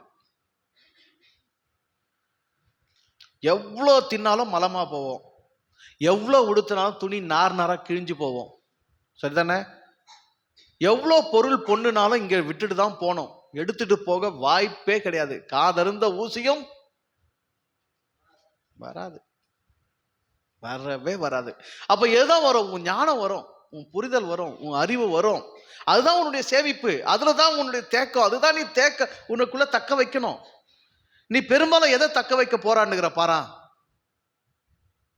மனுஷங்க பெரும்பாலும் எதை தக்க வைக்க போராடுங்கிறாங்க? சொத்தை தக்க வைக்க போராடுறாங்க. உறவுகள் முறியுது, குடும்பங்கள் உடையுது, செதறுது, சண்டை பெருகுது, பேச்சுவார்த்தை இல்லாம போகுது, வேதனை அதிகமாகுது. எதனால? யாரோ ஒருத்தர் என்ன பண்ணுகிறோம்? சொத்தை தக்க வைக்க போராடுகிறோம். அது என் உரிமை, என் பங்குன்றோம். அது உரிமை, என் பங்குன்றோம்.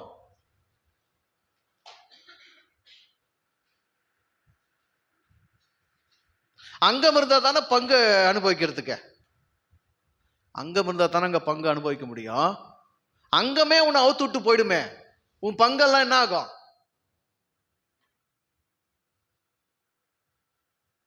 நான் போனேன்னா என் பிள்ளைங்க அனுபவிக்க போறாங்க. நான் போனேன்னா என் பிள்ளைங்க அனுபவிக்க போறாங்க. அனுபவிக்க வேண்டியது என் பிள்ளைங்க தான் அப்படின்றது ஞானமா அஞ்ஞானமா? அனுபவிக்க வேண்டியது என் பிள்ளைங்க தான்ன்றது ஞானமா அஞ்ஞானமா? என் பிள்ளைங்கன்றது யாரு? இந்த பூமியில பிறந்த ஏதோ மனுஷங்க, இந்த பூமியில கடவுள் படைச்ச மனுஷங்களை நான் என்ன நினைச்சுன்னுக்கிறேன்? என் பிள்ளைங்க நினைச்சுன்னுக்கிறேன், சரிதானே? இப்ப நான் போராடாம விட்டுட்டாலும் அனுபவிக்க போறது யார் தான்? மனுஷங்க தான்.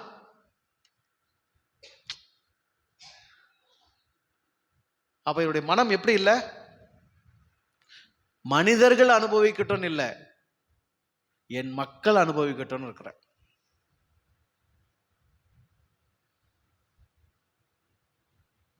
எல்லா உடைமைகளுக்கும் இந்த போராட்டம் தான் நடக்குது.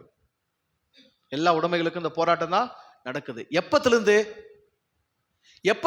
ஆதிலிருந்தே மனுஷங்க இப்படித்தான் இருந்தாங்க நினைக்கிறீங்களா? இல்ல. ஆதியில எந்த சொத்தும் யார் பேருக்கும் உரிமை பத்திரம் எழுதி கொடுக்கல.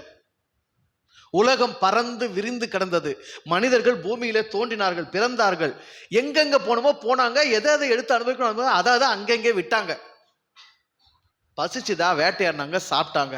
தூக்கம் வந்துச்சா மரத்தடியில மரக்கிளையில படுத்து தூணாங்க, மரத்தை அங்கே விட்டாங்க. பாதுகாப்புக்கு மறைவிடம் தேவைப்படுச்சா ஒரு கூடாரம் எங்கேயோ போட்டாங்க, நகர்த்தின்னு போனாங்க. யாரும் எதையும் என்ன பண்ணல, ரிஜிஸ்டர் பண்ணல. மன்னராட்சி வந்து, சர்வாதிகார ஆட்சி வந்து, மக்களாட்சி வந்து, அரசாங்கம்னு ஒரு கேடுகட்ட ஒரு சூழலுக்கு மனிதனம் என்னைக்கு தள்ளப்பட்டதோ அன்னிலிருந்து தான் அஞ்ஞானமே அதிகமாச்சு. நம்மளாம் நினைச்சுக்கிறோம் அரசாங்கம்லாம் வந்து மக்களாட்சியில் வந்து நம்மெல்லாம் நாகரிகமாயிட்டு ஞானத்தில் வளர்ந்து அறிவில் வளர்ந்து முன்னேறின்னு நினைக்கிறீங்க. முன்னேறின்னு இல்லை. ஆதி காலத்தில் நாடோடியா வாழ்ந்த மனிதனுடைய ஞான நிலைக்கு பின்னோக்கி போயின்னு இருக்கிறீங்க.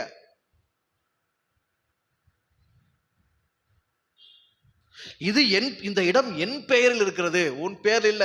பேரே உன்தில்லடா, பேரே யாருது இல்ல. என் பேர் எந்தா என் உடம்புதா, என் பேர் எந்தா என் உடம்புதா. இந்த உடம்பு எந்தா, இந்த உடம்பு எந்த இல்ல. அப்ப இந்த பேரு எந்த இல்ல. அப்ப இந்த பேர்ல எழுதப்பட்ட இந்த இடம், பேர்ல எழுதப்பட்ட இந்த இடம்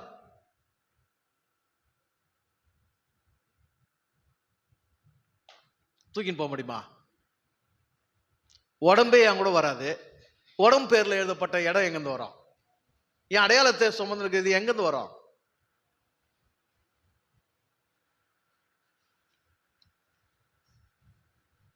கொஞ்சம் யோசித்தா நான் சேமிக்க வேண்டியது இது இல்லை.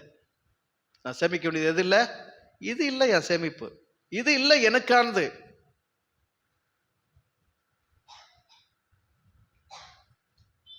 நான் போராடி சண்டை போட்டு வேதனை அடைஞ்சு துன்பம் அடைஞ்சு துக்கம் அடைஞ்சு இன்பத்தை இழந்து இசைவை இழந்து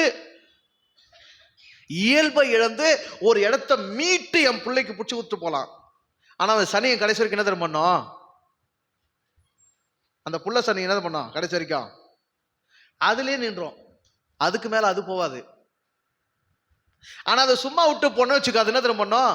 தனக்காண்ட தானே தேடிக்கும் வல்லமை பெறும். நல்லா புரிஞ்சுக்கோங்க. ஏற்கனவே சொல்லியிருக்கிறேன், பணக்கார குடும்பத்தில் பிறக்கிறவன் திறமையில் ஏழையாகிறான். ஏழை குடும்பத்தில் பிறக்கிறவன் திறமையில் செல்வந்தன் ஆகிறான். உங்க பிள்ளைங்களை இங்க வைக்க வேண்டிய சொத்து என்னது? இடம் இல்லை, வீடு இல்லை, மாடு இல்லை, நகை இல்லை, பணம் இல்லை, பொருள் இல்லை, அறிவு சொத்து. என்ன கொடுக்கணும்? அறிவு சொத்து, ஞான சொத்தை கொடுக்கணும் பிள்ளைங்களுக்கு. எங்க போனாலும் அவன் பிழைத்துக் கொள்ள வேண்டும், எங்க போனாலும் அவன் இன்பமா வாழணும். தனக்கு தேவையான தானே தேடிக்கிற திறமை அவனுக்கு இருக்கணும். தன் தேவைகளை தானே சந்திச்சுக்கிற வளம் அவனுக்கு உண்டாகணும். அந்த தைரியம், அந்த துணிவு அவனுக்கு இருக்கணும். அப்படித்தானே?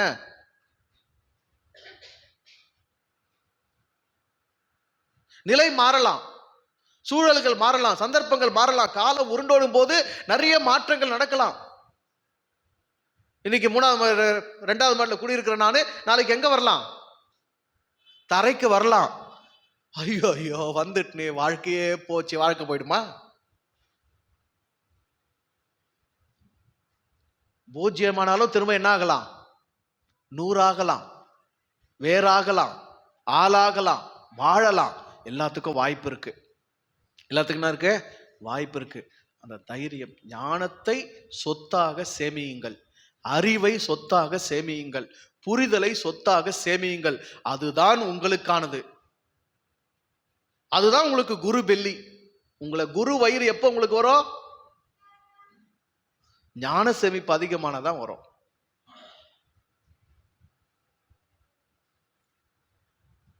ஞானம் அதிகமாயிட்டா அசைய மாட்டீங்க.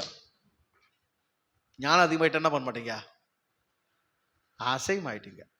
பிள்ளையாருக்கு வாகனம் எது? பிள்ளையாருக்கு வாங்கினது எலி. எலி ஒரு இடத்துல சும்மா உட்காருமா? எலி ஒரு இடத்துல சும்மா உட்காந்து அது என்ன பண்ணுக்கும் அங்கங்க. ஆனா புள்ளியாரு பூச்சி வச்சத்துல என்ன பண்ணு பாரு.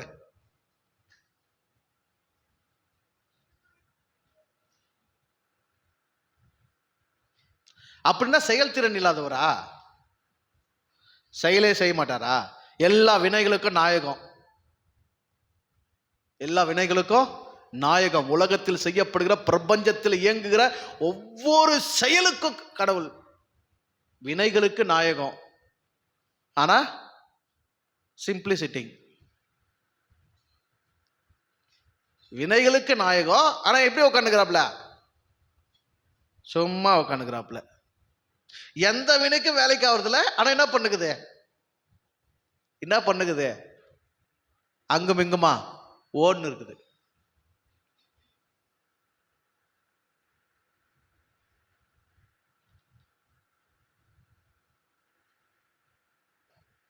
ஒரு நல்ல செய்யுள் ஒன்று சொல்லுவாங்க, எனக்கு இந்த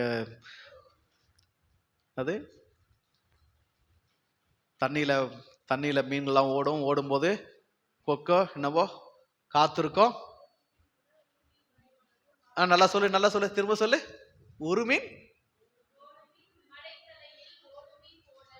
மலைத்தலையில் ஓடு மீன் ஓட ஒரு மீன் வருமளவும் வாடி இருக்குமாம் கொக்கு. தண்ணி ஓடத்துல ஓடினே இருக்கும், கரெக்டா அதுக்கான அந்த மீன் வர வரைக்கும் அது என்ன பண்ணிக்குமா? காத்து நிற்கும். கரெக்டா அது வந்த உடனே ஒரே கொக்கு, சைவ கொக்கு, கண்ட மீனை கண்டு விரதம் முடிச்சிருச்சான். அது வரைக்கும் அது என்னதான்? விரதம், ஜஸ்ட் விரதம். மௌனமா இரு, சும்மா இரு. உனக்காந்து என்னவோ அதை கரெக்டா எடுத்துக்கோ. எலி என்ன பண்ணோம்? தனக்காந்து எதுன்னு தெரியாது, தனக்காந்து எதுன்னு தெரியாது. அதனால அது என்ன பண்ணுக்கும்? அங்கும் இங்கும் ஓடி அழிஞ்சிருக்கும். நாயால் இருங்க, பேயா திரிருங்க, அதுவா இதுவான்னு அந்த பாடு இந்த பாடு பாடுறங்க, ஆனா எதுவுமே என்ன பண்ண மாட்டேங்குது? ஒட்ட மாட்டேங்குது, வாய்க்க மாட்டேங்குது, தேர மாட்டேங்குது, மகிழ்ச்சி நிலைக்க மாட்டேங்குது, வாழ்க்கை நல்லா நகர மாட்டேங்குது. ஆனா அலைச்சல் மட்டும் பெருசாக்குதுங்க. அது எலி வாழ்க்கை. யானைத்தலை வாழ்க்கை என்ன? யானைத்தலை வாழ்க்கை என்ன? கம்முன்னு சும்மா உட்காந்துக்கிறது, கரெக்டா தனக்காந்து என்னவோ அதை மட்டும் செஞ்சு எடுத்துட்டு அமைதியாகிறது மறுபடியும். வேறனா? வேற என்ன சொல்லுங்க?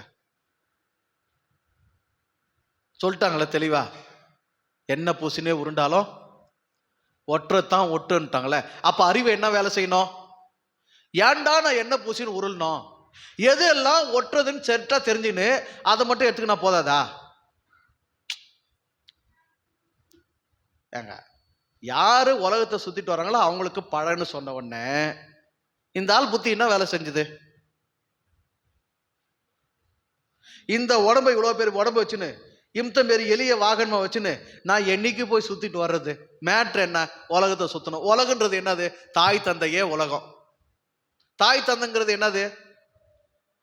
அவன் உடம்பு உயிர்.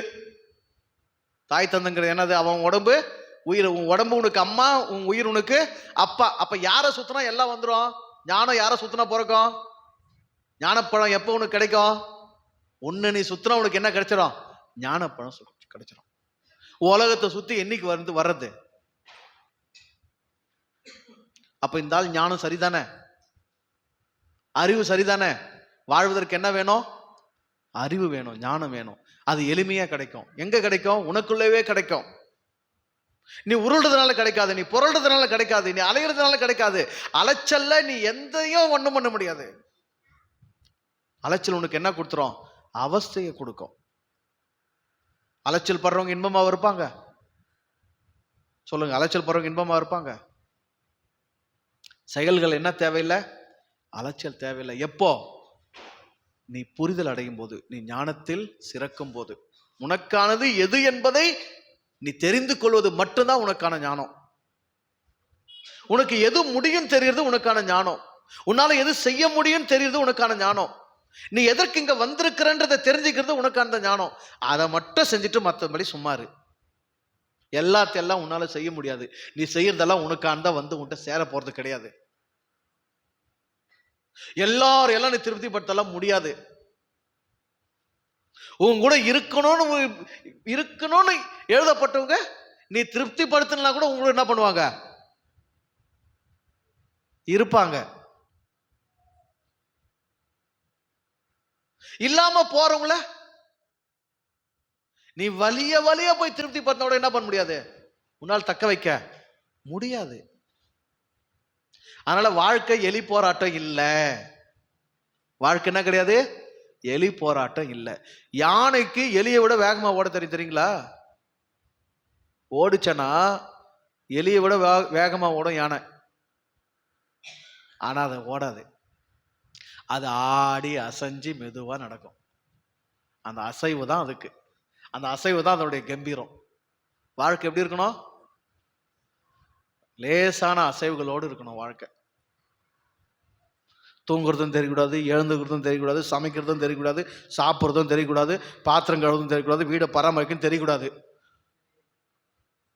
அப்படியா இருக்கிறோம் நாம? ஒரு வேலை செஞ்சா ஓஞ்சு போயிடுறோம்.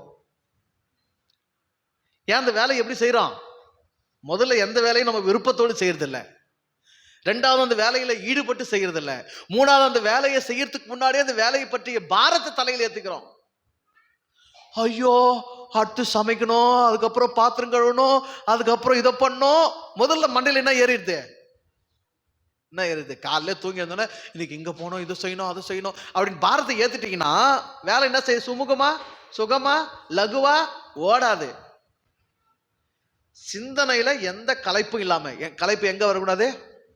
சிந்தனையில கலைப்பு வராம நீ பாட்டுக்கு செயல் புரிஞ்சேனா அந்த நேரத்துக்கு என்ன செயல் செய்யணுமோ அந்த செயலோடு நீ ஒத்துழைத்து செயல் செய்தால் உனக்கு செயல்கள் லகுவாக இருக்கும். யானை அசைவுல செயல் நடக்கும்.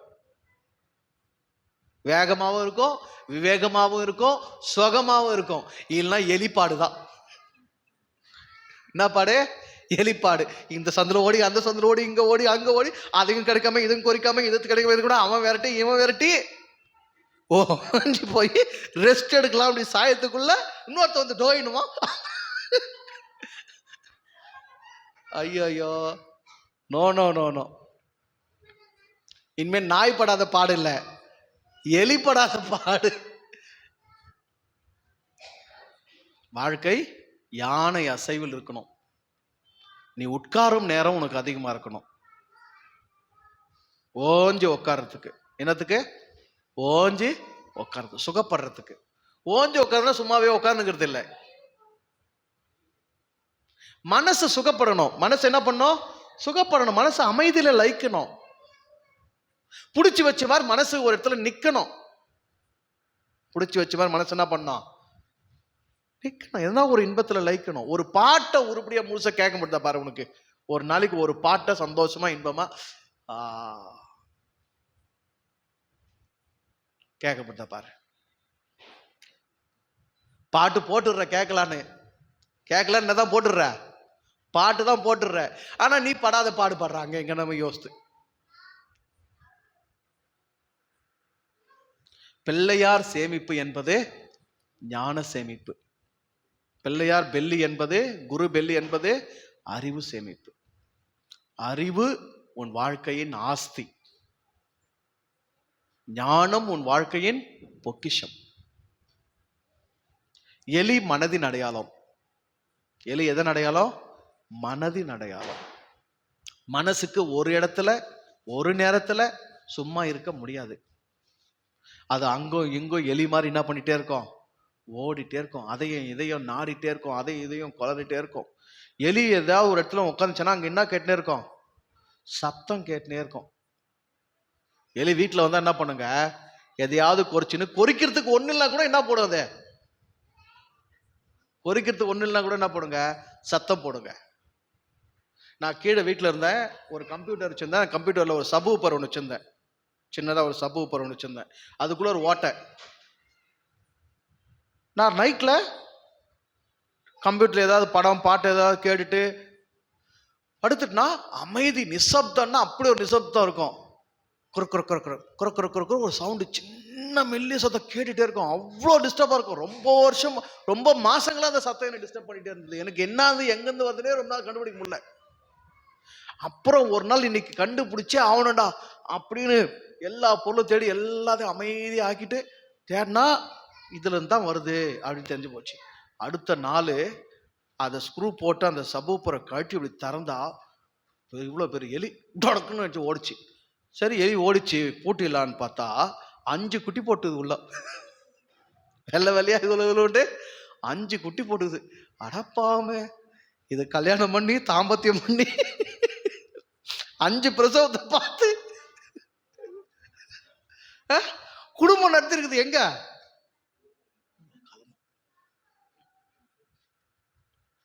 மனம் எப்பொழுதும் எண்ணம் என்கிற சப்தத்தை என்ன பண்ணிட்டே இருக்கும், எடுப்பிட்டே இருக்கும். அது அடங்காது.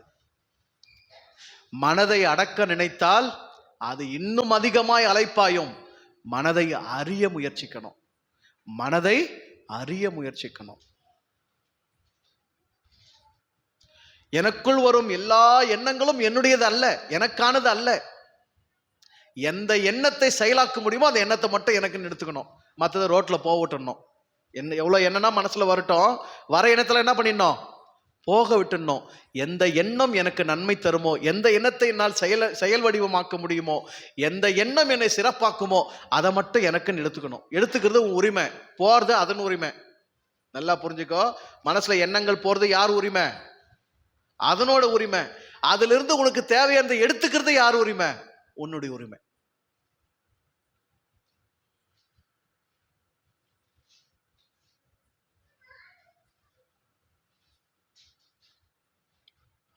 மனம் மட்டும்தான் உன்னுடைய பிரச்சனை.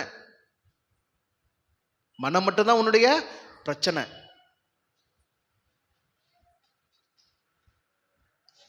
இந்த பூத உடல், இந்த பஞ்சபூத உடல் பரமனை உணர்வதற்கான வாகனம், படைத்தவனை உணர்வதற்கான வாகனம். மனம் அவனால் படைக்கப்பட்ட இந்த பாரில், இந்த உலகத்தில் வாழ்வதற்கான வாகனம். மனம் கொண்டு இந்த உலகத்தில் சிறந்து வாழ், உடல் கொண்டு உத்தமனில் சிறந்து வாழ். இந்த உடலை ஆன்மீக வாகனமாக்கு, மனச இந்த வாழ்க்கையின் வாகனமாக்கு. மனசு உனக்கு என்னவா இருக்கணும்? வாகனம் ஆகணும். எந்த ஒரு வாகனாலும் கட்டுப்பாடு யார் கையில? கட்டுப்பாடு யார் கையிலங்க? டிரைவர் கையில, ஓட்டுநர் கையில. அப்போ உன்னுடைய மனதின் ஓட்டுநர் யாரு? நீ உன் மனதை ஓட்டணும். அதை பக்குவமா ஓட்டின்னு போகணும். மனதை எப்படி ஓட்டணும்? பக்குவமாக ஓட்டி செல்ல வேண்டும். எல்லாத்துக்கும் மேல பிள்ளையார் சிட்டிங் எப்படி இருக்கும்? தானே. இடது கால் மடிச்சு இங்க வந்திருக்கோம், வலது கால் கீழே தங்க போட்டுட்டு இருக்கோம். ஏற்கனவே சொல்லியிருக்கேன், இடது என்பது சந்திரக்கலை. இடது என்பது என்னது? சந்திரக்கலை, குளிர்ச்சி. குளிர்ச்சி பெருக்கம், குளிர்ச்சி பெருக்கம் ஞானத்தை உறைய பண்ணும். குளிர்ச்சியில எந்த பொருளும் என்ன பண்ணுங்க, வைக்கிற இடத்துலயே உறைஞ்சிரும், அங்கே கெட்டி ஆயிடும். வேற எங்க என்ன செய்யாது, அது வழுவி நழுவி போகாது. சூடு ஏத்தனா என்ன ஆகும்? இலகி வழுவி போயிடும். சரிதானே? எந்த ஒன்றும் உன்னில் தேக்கம் அடைஞ்சிருக்கணும், ஞானம், அறிவு, புத்தி, தெளிவு, புரிதல், உன் சேமிப்பு, உன் திறமை உன்கிட்ட தங்கணும்னா உன் மனமும் உன் உடலும் எப்படிதான் இருக்கணும்? குளுமையா இருந்தாதான் உன்கிட்ட தங்கும். சூடா இருந்தா உன்கிட்ட என்ன பண்ணும்? வழுவி போயிடும். சரியா? குளிர்ச்சிக்கும் பிராண ஆற்றலை உனக்குள் தக்க வைப்பதற்குமான சிட்டிங் தான் இது. எது? இந்த சிட்டிங். இடது கால் மடித்து வலது கால் நீட்டி உட்காரும் இந்த அமைப்பு, இந்த அமைப்பு பிராண சக்தியை உன் உடலில் தக்க வைக்கக்கூடிய அமைப்பு.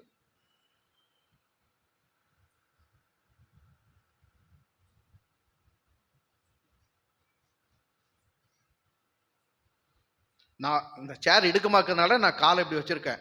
ஆக்சுவலி இந்த பாதம் உங்களுடைய மூலாதாரத்துக்கு நேராக வரும். இந்த பாதம் எங்க வரும்? இடது கால் பாதம் மடிச்சிருக்கீங்களா, அது எங்க வரணும்? கரெக்டா உங்களுடைய மூலாதாரத்துக்கு நேராக வர வேண்டும். அப்ப என்னாகும், உங்க உடம்புல ஓடுற அந்த பிராண சக்தி இங்கேயே என்னாகும், ரொட்டேட் ஆகிட்டு இருக்கும். வெளியே வீண் விரயமாகாது, சதஞ்சு வெளியே போகாது. உங்க சக்தி தேக்கம் அடைஞ்சு எங்க நிற்கும், உங்க வயிற்றுல நிற்கும், உங்க உடம்புலயே தங்கும். நீ ஒரு சக்தியின் அம்சம், நீ ஒரு சக்தியின் அம்சம். உன் வினைகளுக்கெல்லாம் இறைவனே நாயகமாக இருக்கிறான். இறைவனின் இசைவில் தான் உன்னுடைய அசைவுகள் எல்லாம் நிகழ்ந்து கொண்டிருக்கிறது.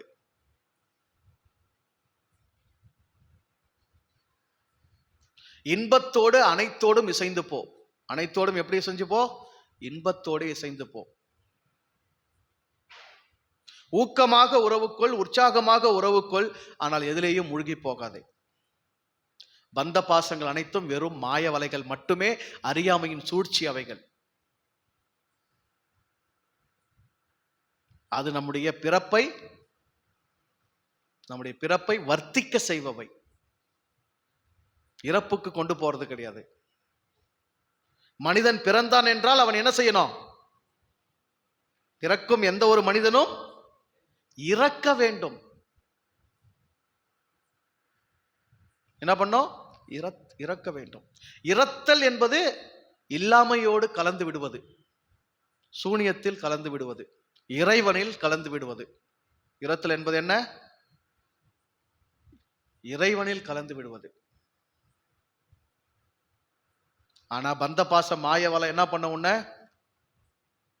வெறுமையாக்கி கலக்க விடாது.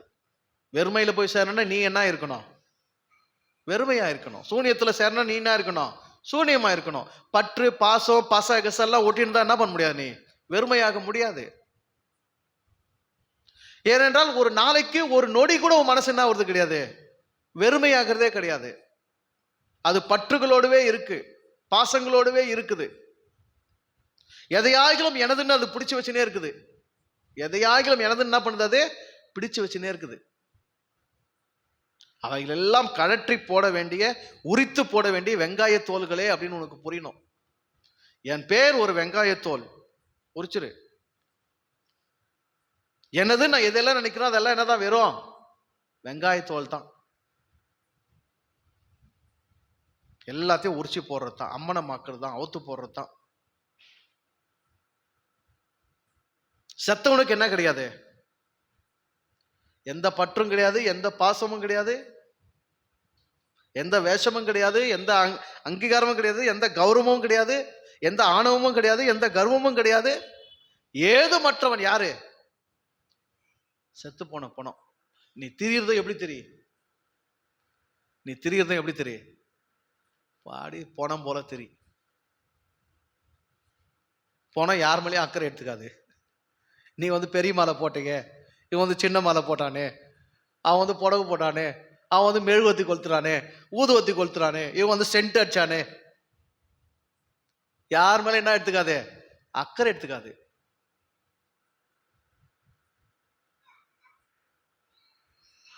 எதன் அங்கீகாரத்தை அது நாடாது, எதனாலும் தனக்கு ஏதாகிலும் கிடைக்கும் என்று அதுக்கு ஏங்காது, யாரிடமும் எதையும் அது எதிர்பார்க்காது. எது, பணம். அதுதானே, நான் இங்கதான் உட்காந்துக்கிறேன், நான் உன்னை தேடி எல்லாம் வரல. நீ தோப்பு கரணம் போடு, தேங்காய் ஒழிகிறிய ஓடி என்ன பண்றியோ பண்ணு, நான் என்ன பண்ண மாட்டேன், எனக்குன்னு எதையும் எடுத்துக்க மாட்டேன். உடச்சதும் நீ தான் என்ன பண்ற, எனக்குன்னு சொல்லி நீயே உடைக்கிற, உடச்சதை என்ன பண்ற, மறுபடியும் உனக்கு நீயே எடுத்துன்னு போயிடுற. உடச்சது யாருக்கு, எனக்கு. ஆனா எடுத்துன்னு போறது யாரு, நீ. அப்ப எனக்கு என்னது, ஏதும் தேவைகள் இல்லை, ஏதும் தேவைகள் இல்லை. அதான் ஞானத்தின் உச்சம். ஞானத்தின் உச்சம் என்ன, தேவைகள் அற்று போவது, தேவைகள் அற்று போவது. அப்படி தேவைகள் அற்ற ஒரு நிலையில் தெய்வமாகி விட்டது. உனக்கும் அப்படி ஆகிறது ஒரு வாய்ப்பு இருக்குது. அப்படி ஆனாதான் என்ன ஆக முடியும், நீ இறைவனோடு சங்கமிக்க, வெறுமையோடு கலந்து விட, சூனியத்தோடு சேர முடியும். சரியா, நேரம் ஆயிடுச்சு. இன்னைக்கு அடுத்த வாரம் விநாயகர் பொண்டாட்டிக்கு மட்டும் பார்க்கலாம். சரியா? நன்றி, வாழ்த்துக்கள். இறைவன் உங்களுக்கு அருள் புரியட்டும்.